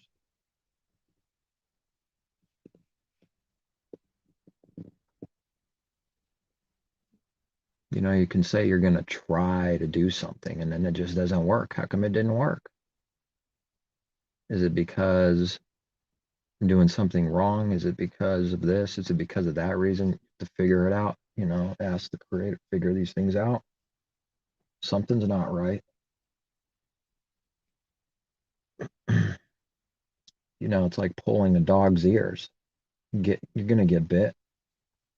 So we read like going into someone else's matters randomly and getting nosy and jumping in is like grabbing a dog by the ears. I think we don't even have to read. We don't even read what. I don't think it even says in Proverbs there that it's obvious what happens if you grab a dog violently by the ears, expect to get bit. Now, what if that's always true? You grab a dog by the ears, it gets angry and it bites you. do you keep doing that, or maybe you learn to stop doing that? It might take a few times to figure it out. I don't know if anybody else is having anywhere near the same, you know, problems, struggles, whatever, but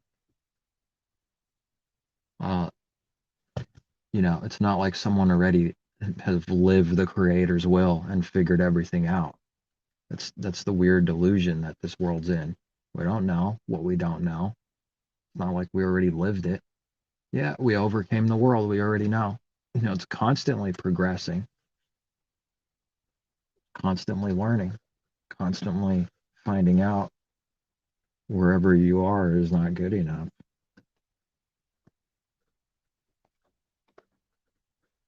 But there's nothing wrong with where someone's is. It just needs to be a little bit taller tomorrow.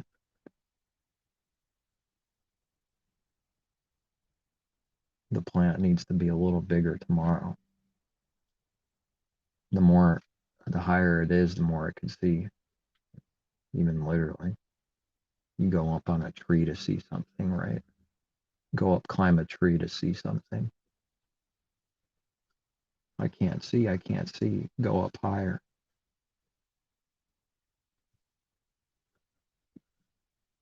It's true spiritually, it looks like that.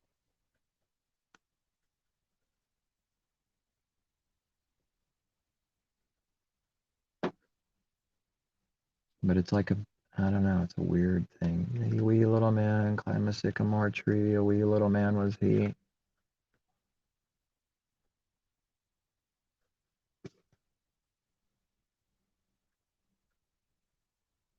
Yeah, it is a weird, weird, strange thing. Weird connect feelings, and it's just messed up. It's all messed up. It looks like it's something good, and it's not. But it is good in that this is what it needs to be before someone comes out of it. Then it's good for that purpose. But all by itself, it's not good. I didn't learn a single thing in church, in the church world.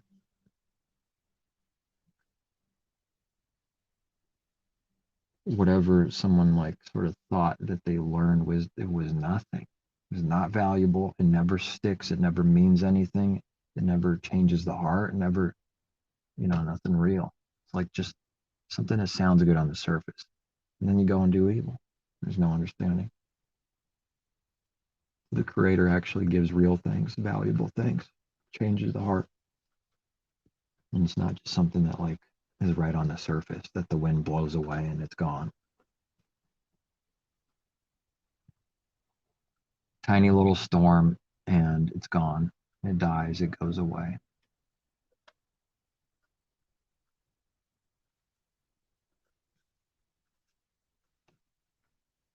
After a while, a tree is like strong enough where you have like a confidence that it's going to keep growing, and now it's like firmly planted and rooted.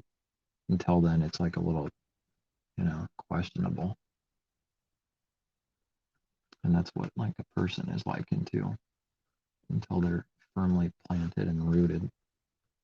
Then there's like an extra confidence, but never overconfidence and pride.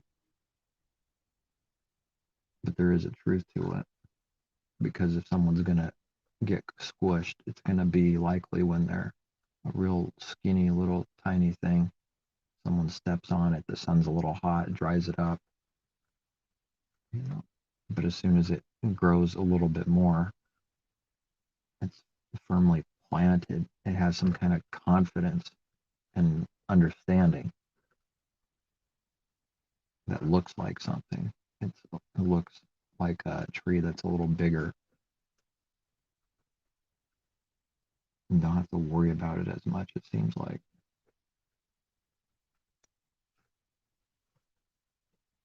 Scary thing is there's a lot of people that believe and then they don't. They get taken. Like they die spiritually. It's happening. As much as someone would want it not to happen, like I've had those thoughts. You can't deny it. Why is he doing that? Why is he allowing so much of that to happen and be real? And is he going to do it to me or someone else? Let him die.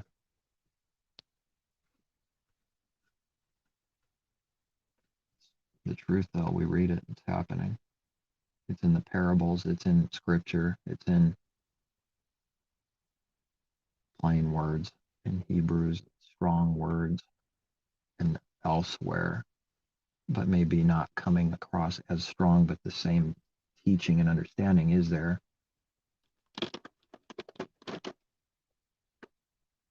And then everything that's possible is possible and happening, man.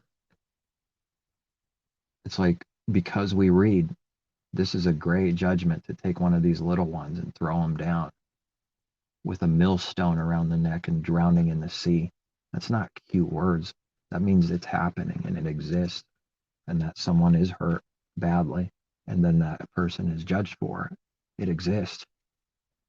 Oh, ugly. Why does it have to exist?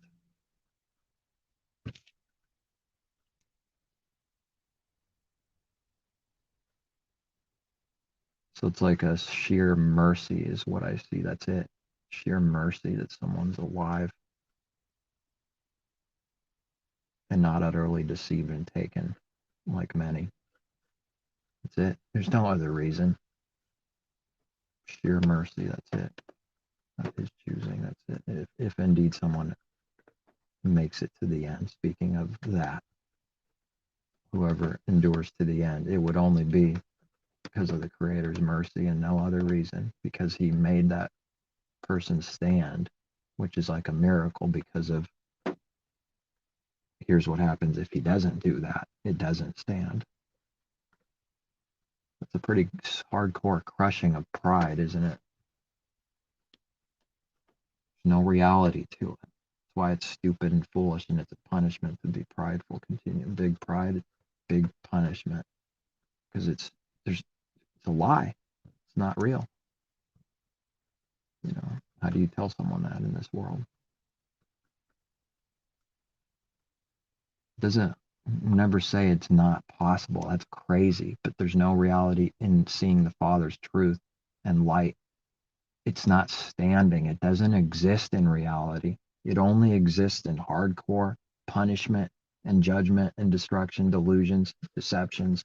That's where it exists only. So there's no standing. There's no reality.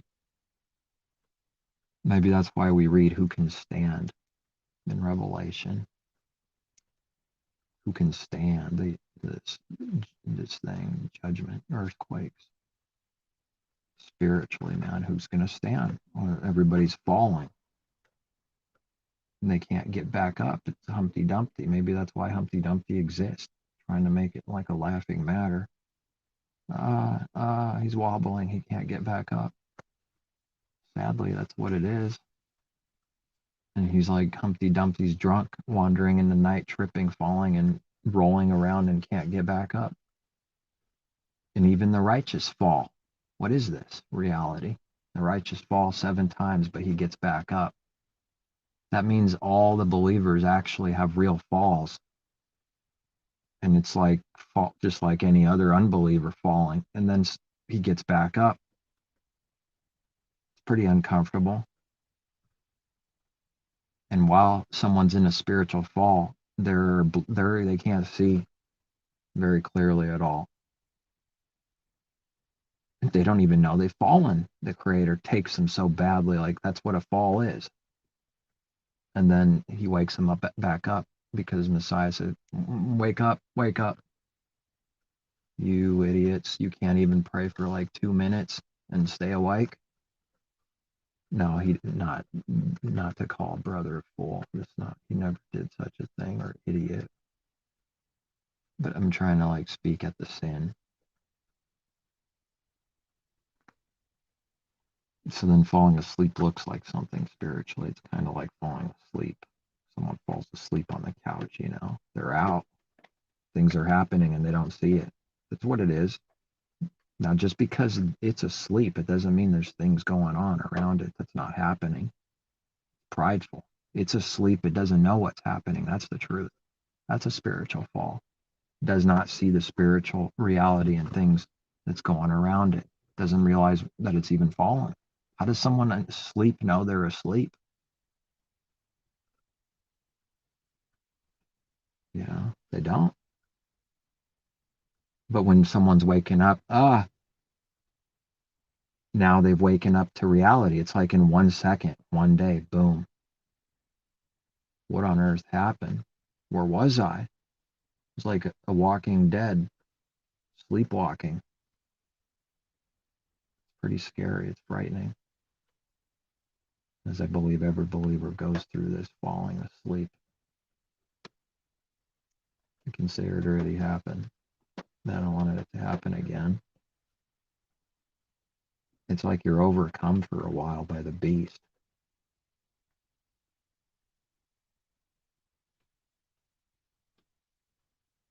Might as well be if you fall asleep at battle, you know. And the only reason someone wakes up is because he wakes you up. And then they think I would just read these words. Disciples got a little tired. They needed some cookies, and I don't know, maybe they had a long day and they fell asleep. I'm crazy. It's not what's happening. Every word is meaning something valuable and important and real. It's like a joke to children, though. Everything's a joke. Has anyone noticed? Every commercial, everything, everywhere is like a joke always. The adults have sense of humor. It's just not a 5-year-old sense of humor. We're not calling sense of humor evil all by itself. But the adult sense of humor is always offensive to the kids, as I've found out. And it seems to be consistent like that. One man's deep laugh is another man's destruction, sorrow, and wrath. And there's no intention for hatred like they think. It's unbelievable.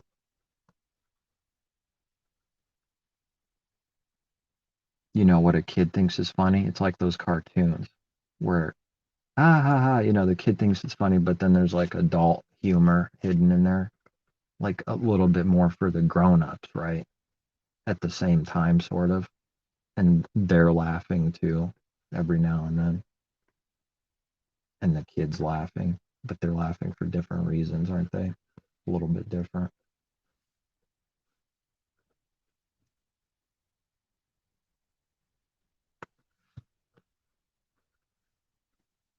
But then, like, spiritually, the grown-ups, 50 years old, 40, 30, 60, they're like spiritual kids still, and it's that humor is like still attached to evil, darkness, perversion, what the kids laugh at constantly.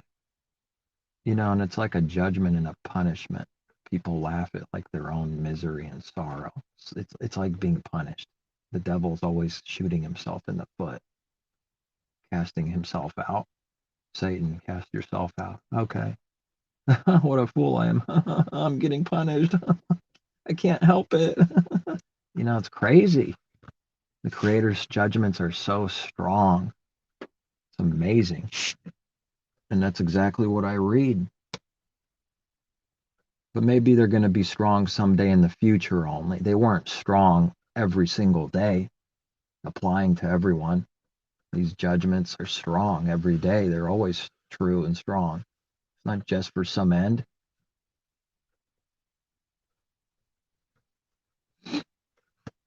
Strong is Yahuwah who judges her.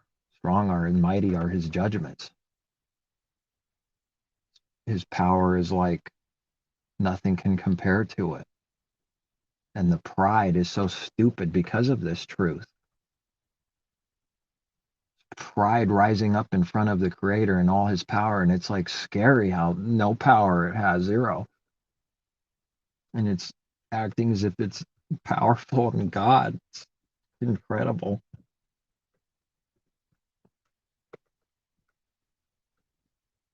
Every now and then catching self and actually laughing at self for the stupid thought that came across my mind. Weird things happening. Like, wow, that was stupid, and you laugh at the stupidity. Dumb Ryan. Stupid. Just a little bit of pride trying to speak.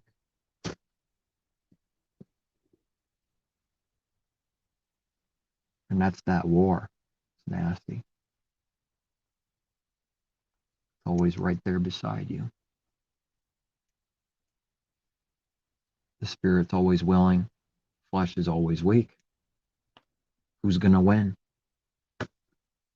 Sounds like it's a losing battle. And then, the apostle says, Messiah in me, though, will conquer all things. Notice self doesn't, because self is the enemy. Self, flesh, the old man, the old name is the thing that needs to die. How can it conquer what needs, it's stupid. I'm going to kill myself.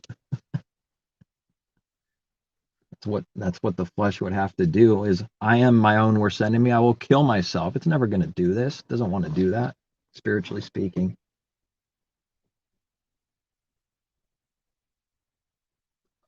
So there's like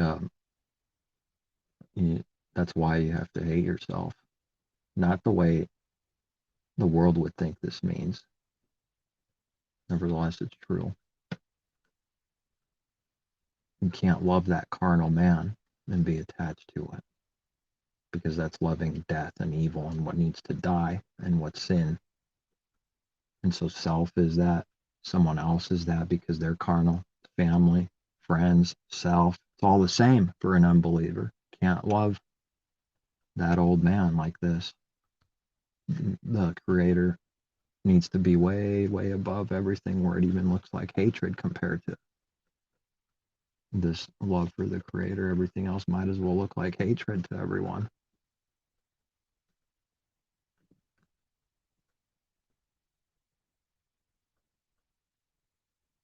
Oh, you love the Creator more than me? This is sick and evil. I've seen this. Seen the reaction of just seeing that. Someone sees something about this. And if that's true, then what do they really believe all this time? Loving self above all things, and loving other people unattached, and no love at all for the Creator. That's what the reality is then. If this, then this in this case. If someone loves money, they also hate the Creator. One or the other.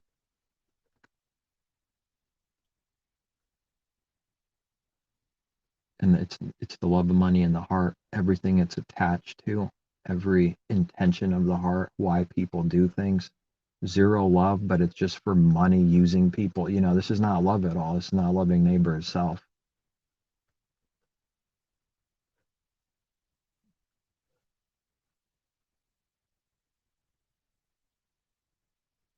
And maybe one day it hits somebody that's it's like a love neighbor as self includes everything. Just summed up what takes 40 years in 2 seconds. Could be a little deceiving until someone starts receiving what a little bit of what this is. Nobody's doing it. Sure say it a lot, though. They sure make it show for it in this world. We'll see if it works. If it works, there won't be destruction. A carnal man can only see carnal things. Okay, then. Well, let's stick with carnality then. If it works and love is all good and everything, this is a good nation and good leaders in all the other nations, then there won't be destruction, literally. Unless they say the Creator destroys good, that he punishes the good works and righteous and rewards the wicked. May it not be. Not even 10 people will be in the city. Dare I ask if there's even 10 after saying 40, 30, 20, 10? No, not even 10. I'll wipe away as the wicked with the righteous. If there's 10, it stands. That's still truth today. Will not wipe out an entire nation if there's a few people in there that are righteous, right? Wondering what this will look like.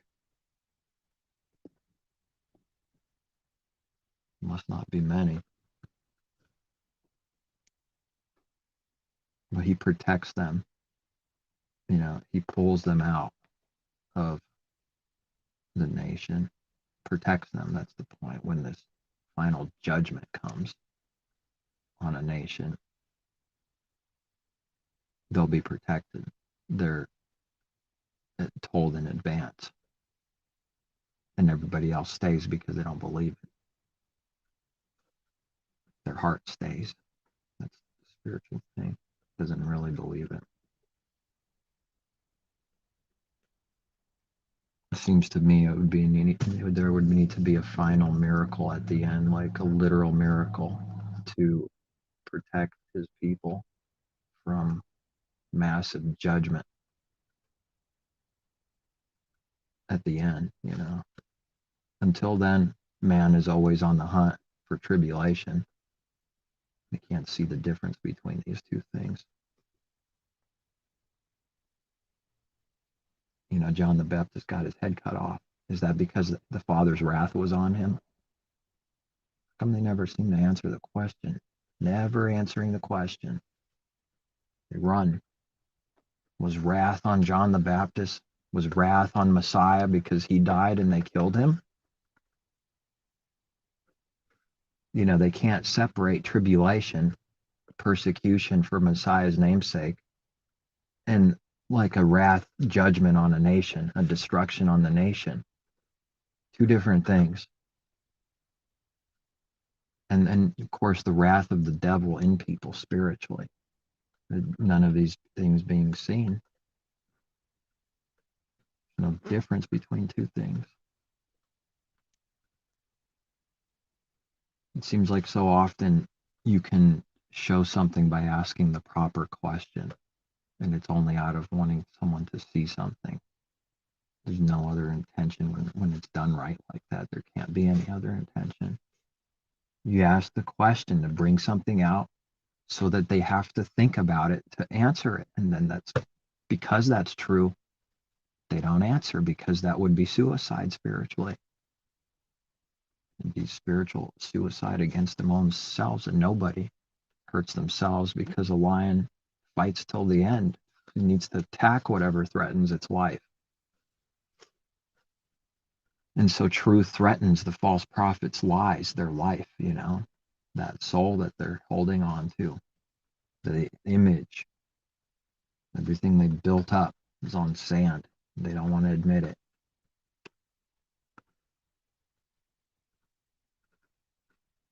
And the deception is, if we say the words on a rock, like we read, therefore it's true. That's not true. Where's the teaching that just because you say some words, it's true now? Well, they'll try to, I could see someone trying in there to say and prove this thing right now, that if you say words, it's true. They'll go and try to find scriptures to prove that. If you say with your mouth and your lips, and you do this, and you shall be saved, that's a popular verse, and those words are true. Did they ever consider what that actually means? That it's not a lie? The Father doesn't do lies? That it's not honor him with his lips, but their heart is far from me? Did they ever consider that you cannot say that with just your lips and not your heart? Because that's a lie?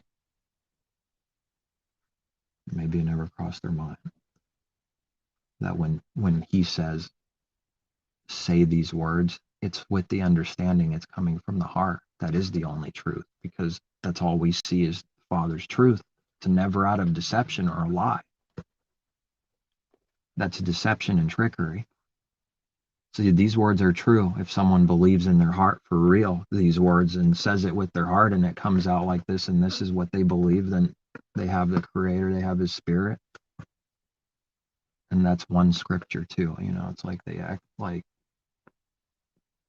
that's the only scripture. The sum of His word is truth, not just one verse.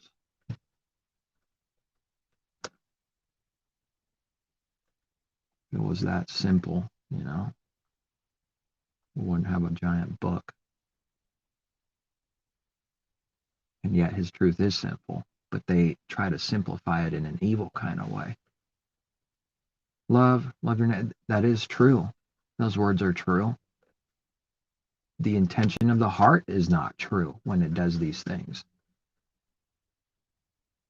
They're wanting all the good and everything that's sin and everything that fire to them to go away and replace it with simple words, love and believe. They're doing that. This is deception. Now they're banking on those words to cover them, that they say good words like this. Therefore, you can never say what their heart really did, because it's abomination. Oh, you're evil. How dare you say this? You ever heard this? People do this? They do it all the time. They're doing it out of cowardly fear. They're doing it out of hiding behind a fence, like that one guy in the show. Never shows his face. They're hiding while they say this. They're firing arrows from the trees, hiding like we read scriptures. They're firing darts, fiery darts from behind covers.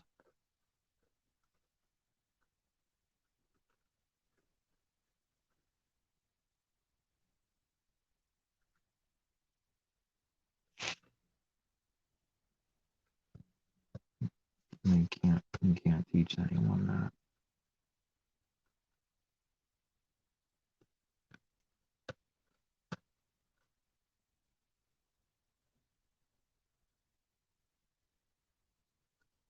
Who wants to be reviled, excluded, persecuted for His name's sake? Who wants to raise their hand in class? Who wants to have all these things?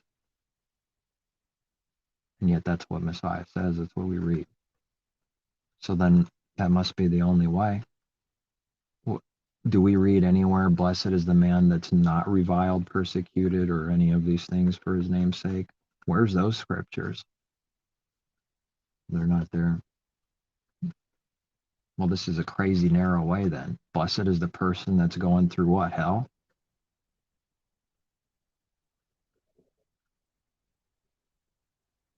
Yeah. Cursed is the one who's never persecuted and reviled and excluded for His name's sake. I mean, that's the opposite thing, and it's true. If the one thing is true, then it cannot be anything else. Therefore, this is an unbeliever that's never reviled at any point in his life, excluded for His name's sake, and whatever else we read. These things will start happening, they'll happen. And you'll find out sometimes right away, sometimes later, why someone did something. This is deception. It's not a friend, is it? If they can't be straight with you in the open. It's not a real friend, not according to Messiah saying, you're my friends, not this friend. It says the devil friend is no friend at all. It's just using you, and the other using it. And it's a weird game of like who can use someone the most and put debt on each other. And as long as you need to be needed and have some kind of need, He's there in some kind of weird way.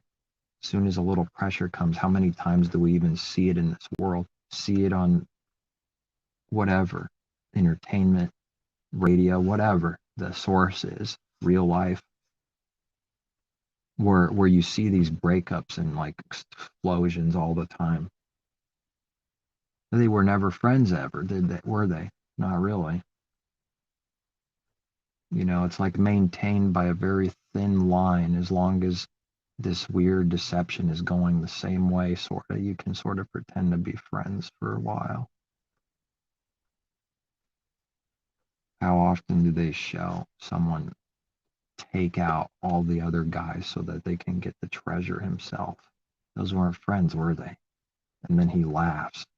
Yeah, I just killed 3 guys. And they exaggerate things sometimes, but I mean, sometimes the exaggerations actually are, that's what's in the heart, even if it's an exaggeration a little bit. I mean, the child knows not what it's doing. It's in rebellion. It loves evil. It laughs and mocks at sin. We read it. The wicked mock at sin, think it's a joke. Sin? What's sin? you know? And so then it's like all coming back to child. It's all coming back to child. It's just not funny. You can even try to go along with, and you can't go along anymore. It's like, but that's pretending. That's the slavery we're coming out of. You can't go back to doing that like it was. Well, let me pretend to laugh just to go along with that. What's wrong? You okay? You had a good time? Have a good time. Celebrating destruction over here. YOLO. They're talking about themselves. It's why they're doing this, because they're in darkness. They can't stop for 5 minutes in a room by themselves and meditate on how wicked their heart is. They got to have a lot of noise and party and all this stuff going on. And then they see the person in peace and they abuse, accuse, and murder and put all kinds of sin and laugh and walk away. That's what they do. That's all they ever do. Oh, we feel like saying he's stoned today, so we'll just make it up. You're stoned. Just make something up. And then you walk away laughing like 2 little kids, man. 30-something, 40 years old. Kids. Just making things up. Once a judgment is made in someone's heart, inside their heart, they cannot take it back. So if someone claims something that's not true, it doesn't matter what it is, and you were to say, what are you talking about? This is a lie. If you were trying to defend yourself, which you start learning you can't even do that. You can't even do that. You can't protect the image. You can say truth and right, but you can't do it in the same way like before, like doing everything to fight for your name and image, in this kind of way. But you see that people cannot change what they judged in their heart. Nope, you're stoned. Nope, you're a bum. Nope, you're a loser. Nope, you don't make more than $20 an hour, period, because I said so. I'm God. I judged you. Nope, you're not going to call me a liar now. It's crazy. It's incredible pride to do that. It's connected with pride. Over and over, seeing these things. Yeah, we've done them too. It's getting uglier by the day, though. The further away you get away from it, the uglier it is.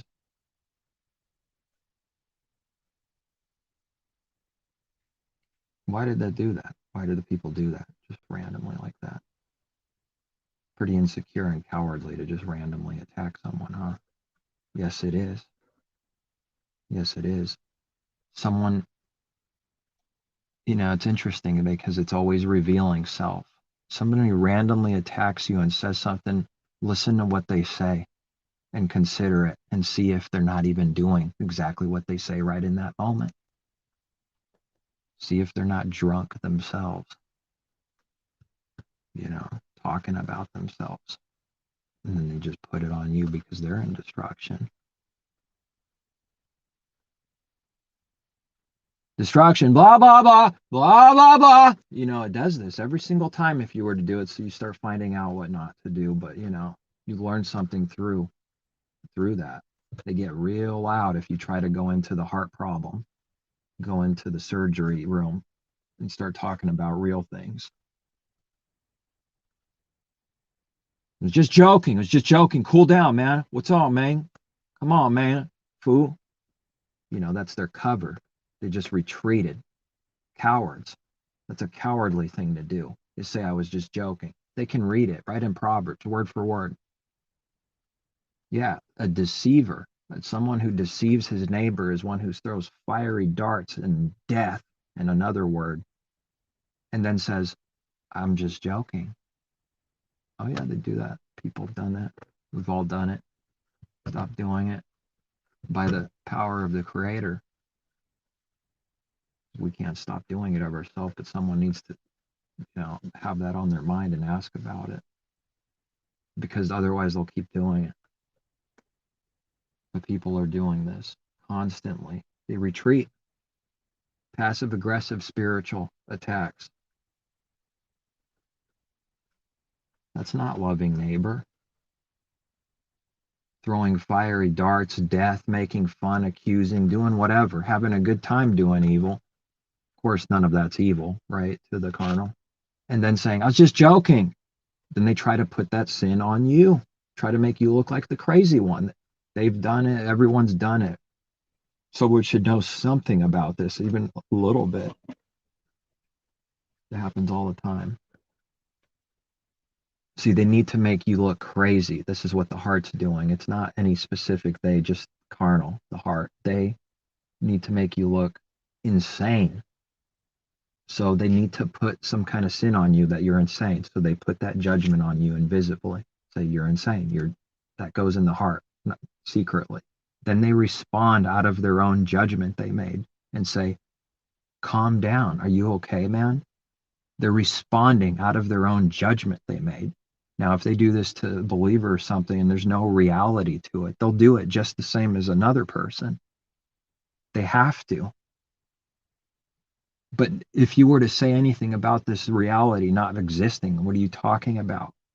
They already made their judgment. It's their only retreat. It's the only thing they can do to protect their image. They have to hold on to it, and you'll see it. They cannot let it go and back down. They will not be able to repent and see what they're doing there. They have to use this, whatever this is, in this case, the I'm only joking or whatever's going on. And they make a judgment secretly and respond out of the judgment they made, whether it's existing or not. They don't care. Even worse if it's not. But it's always a hypocrite if it's still doing that continually. But even if it's not there, they'll do this because that's the only way out without repenting. That's how you get out. You attack. Put all the sin on someone else. They can't see that they're throwing their sin. I'm muddy, and they throw the mud on people.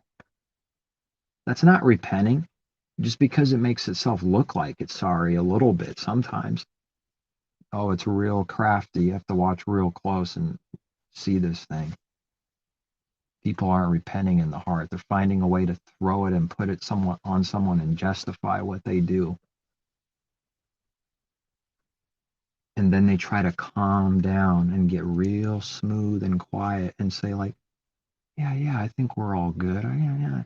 Try to make this peace, this little false peace thing going on here. They don't, no man taught me this thing, that this is evil. The Creator has shown me throughout the days, years, months, that this thing is nasty and it's being done a lot and it's no good. It's pretty clever while someone's blind, but when the Creator gives you sight, it's not very clever. It's obvious. It starts becoming desperate. You start seeing the desperate heart, desperately trying to put sin on someone else and justify what you don't see this desperate thing until he starts showing you the spiritual things. You don't ever see the fulfillment of the heart is desperately wicked. I mean, the Father's not a liar. It's desperately wicked. And the only way to see desperately wicked is to start seeing how it's desperately wicked. And this is what they have eyes, but they cannot see. They never see these things. They will never see what that scripture means. But in their mind, they think they know what it means. Create something, whatever they want it to believe, see, and it's a deception. So they never actually see the real thing and what it means desperately, but they go off on something else, what they think it means. And they do this with his word, this is how they do the damage.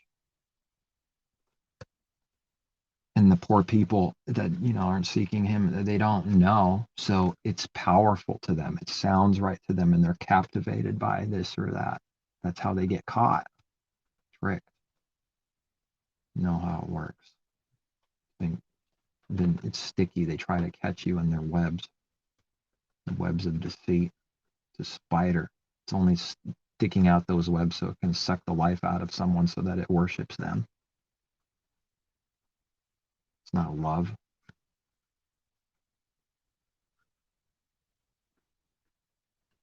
Say that's quite the opposite of love, sucking someone's life out. Spider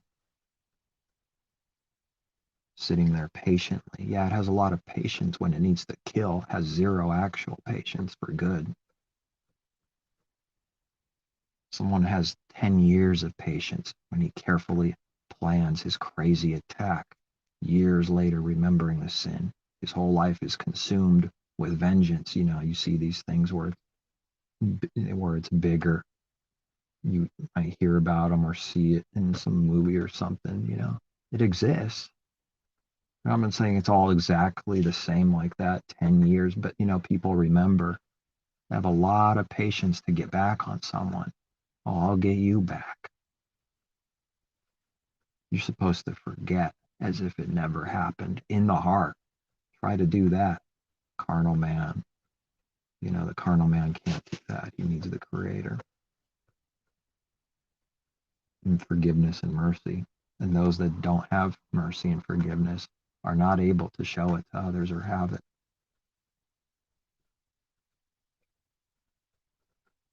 Now it's pretty scary how quickly something's broken. We could read something quickly and it just goes in one ear and right out the other spiritually. Um, he had mercy and forgave you. This is like a real forgiveness, if indeed someone has been forgiven, believes. And then the parable of being forgiven, but now there's someone with less debt than that you were forgiven, and you're harsh and brutal and have no mercy on the person and say, you owe me and pay me, and you're going to prison. But somebody was merciful. The only reason I exist right now, holding you by the collar neck, is because someone forgave me. That's why I'm out here doing this, because someone forgave a lot of debt I had. And now you have 10 times less debt and you're going to prison, buddy. You know how easy it is to do, how often people do this?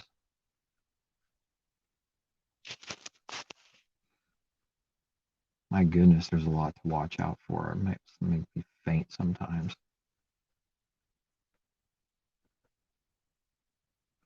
Bunch of giant hypocrites. The carnal man is no good.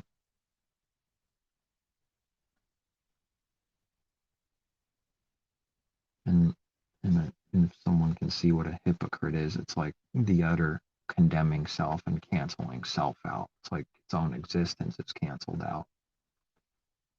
That's how I see it in some way like that.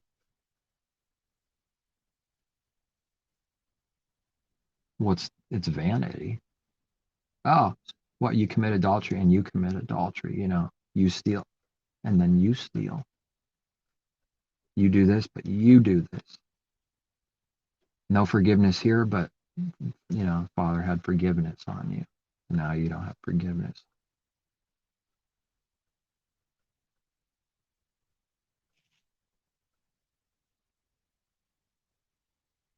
Well, I guess I better drive home. I think I'm done speaking. Maybe. I never know.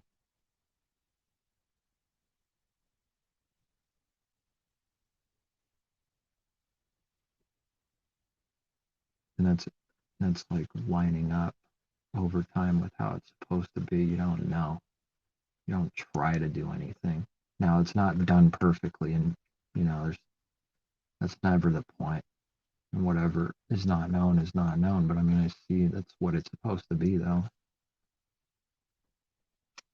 You're not supposed to try to create something, create a product, create a reaction, create plans apart from the creator. There's like no reality to this.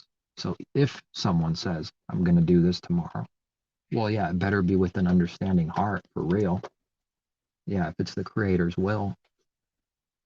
Now, is that what the world's doing? Of course not. Does the Father allow people to seemingly do what they think they're going to do? Yes. They'll be jealous of it. It's going to be tempting to be jealous of the enemies because of so many things they do that they think they get away with and actually believe they're wise and they're not, But understanding not to be jealous of evil.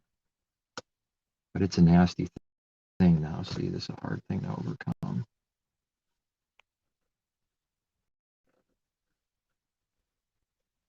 They're in wrath, they're in distress, they don't have peace, But the pride always making it look like it's doing good, but it's all fake. So there's nothing to be jealous of in reality. Now, to start lining up with that, take some work. In reality, they're in prison and slaves to sin and working for it. This is nothing to be jealous of. A spiritual prison working for sin, slaving, building bricks for sin in Egypt and not getting good wages, always hungry and thirsty, always full of wrath, trickery and deception and cowardness and fear, all the, bad, evil, fear and all this never goes away. It's always there, never learning, never growing, never seeing, always thinking about carnal things only, and that's it. And that's where its heart is. Earthly, carnal things, never on real things, heavenly things, things now, things to come. That's not much to envy there compared to all the good things. And the more someone's set apart, the more it's like the more impossible it is to be one with whatever's darkness. Because you can see that the heart is there. That's the thing I'm speaking of. Not that someone can't say some words about a tree or a lamp or something, but that's not the point. It's just that's where the heart is literally. It's all it sees and cares about. You don't care about or see anything else. And it's all selfish, pride constantly always being floating around. So it's going to tempt you to get into it. Can tempt you through 10,000 different ways. Because that sin is always being shown and advertised as like some harlot in a scarlet, sexy outfit. That's like what sin presents itself as. And it's a diseased woman that's very sick and not doing good. But man doesn't present itself. And Adam just doesn't know what to do. He just can't do anything except just, nope. Let me laugh at my slavery to this. Every other guy knows it, so we all laugh together. Not so funny when you start coming out of it. It's actually scary how bad this thing is, the lack of any power and control. Maybe a little laugh at that.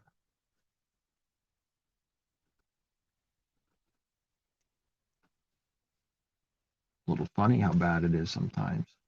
I'm not laughing like at people's destruction, but just oh, there goes the children at him again, making jokes and slavery to this thing. Who cares? At least he has a man cave somewhere. And the woman, allows a man cave at least. The rest of their house is his. Even the man cave is hers.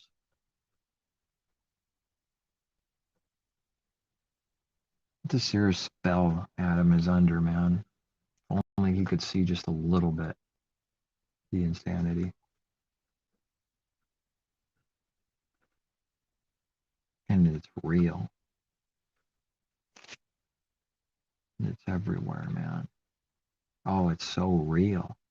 But at first it's like 1/3.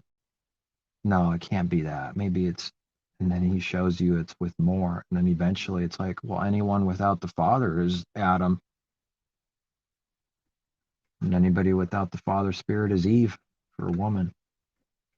You know, it just can't be anything else. If they don't have the Father, they have the devil.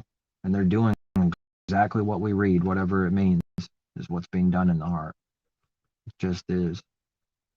You know, some people present themselves as bubbly characters, nicer. These are the things people talk about. These are the things that I don't look at or see anymore. I always see the same thing inside. There's a little truth to what someone says, like this person's like nice, but that's not what the heart is. You know, I mean, that's like their act, their character, their act, but the sin is all the same inside. Now, someone could be in deeper sin, more heavy laden in sin, and there's different languages, and people find someone that's like sort of speaking their language, you know, even like with relationships, kind of like buddies or something. We're into, I don't know, whatever it is, this sport, that sport, biking, hiking, and you find like a little connection, you know. And that's like really connection, holding someone. I mean, that's pretty shallow, is it? And it's not very real.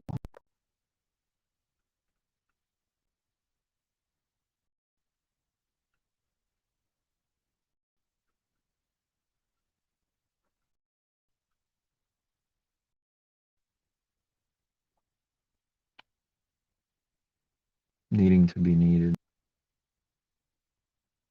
And, without the creator, people need to be needed, so it'll show. And when someone sees that going away, they ditch you. It starts going away. I mean, it doesn't happen overnight, I don't think, ever, for anyone, but you know, this will start happening. People are literally offended inside. They're going to do exactly what we read that he shows us people will do. And in their heart, they go, why don't you run the race like this? And it's just like a truth that he gives you. Oh, we know why they're doing this, because the Father taught me this is what they're going to do. This is what's going on. They don't understand what they read there. They don't care. But that's what their heart's doing. It's wondering, it's thinking these things, but it never is able to say what it really believes. That's some friend, huh? Never speaks truth. Only speaks truth when everything is going his way in his own mind, the way he thinks it should be going. Then he might say true words. This white. I'm getting angry. You don't believe it's white. And then 9 other times he lies and is just as convincing with the lie as when he said some true words about this color being white. And you find out if you're truthful with people to the best of what the Creator's given you, they won't love you for it. They won't like you for it. Although sometimes, you know, what will happen is if you're doing what's right, you'll even have peace with the enemies, and this will happen. But, you know, the adversity part of it will also, because people don't like seeing what's good.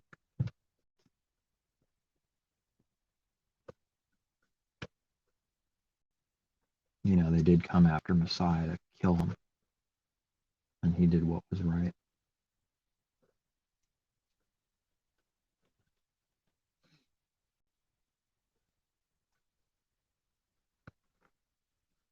All right, I think I'm going to drive home here.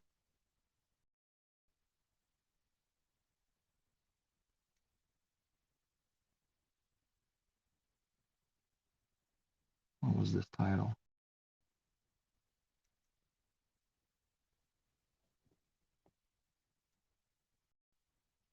Wow, 4 hours. Must get rich by not loving money in the heart.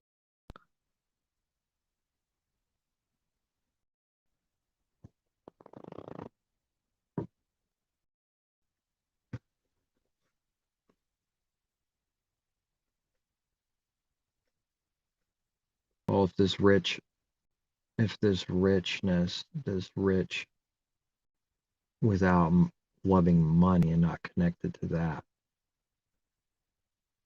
it's invisible. It's foolishness then. The only riches is money. It's only someone says rich, that's rich. But someone can say, oh, I got family, I got this, I'm rich, I'm blessed by God. And then they never do any works, never see anything that shows that they believe those very words or that's true. And you see the love of money in the heart. And this is a big one. What everyone's like running after and chasing is money and things of this world. But I mean, how do you get the things of this world without money?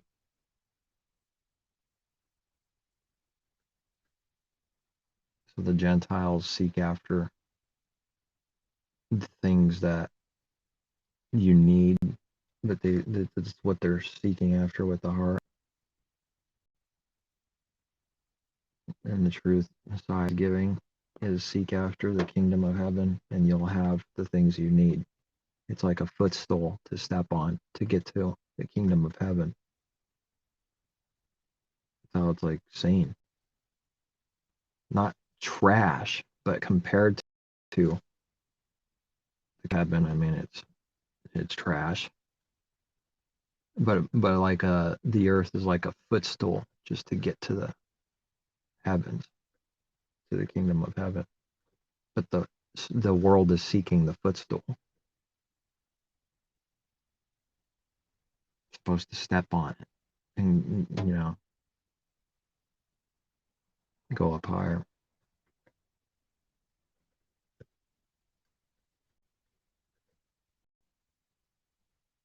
Pretty offensive just there. The heavens is his throne, and the whole earth is his footstool. You know how a footstool is used? Around, move it, sit down and slam your feet on it. What is this showing?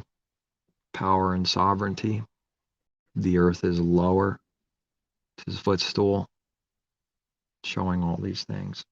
All right, peace. Take care. Seek truth from the Creator.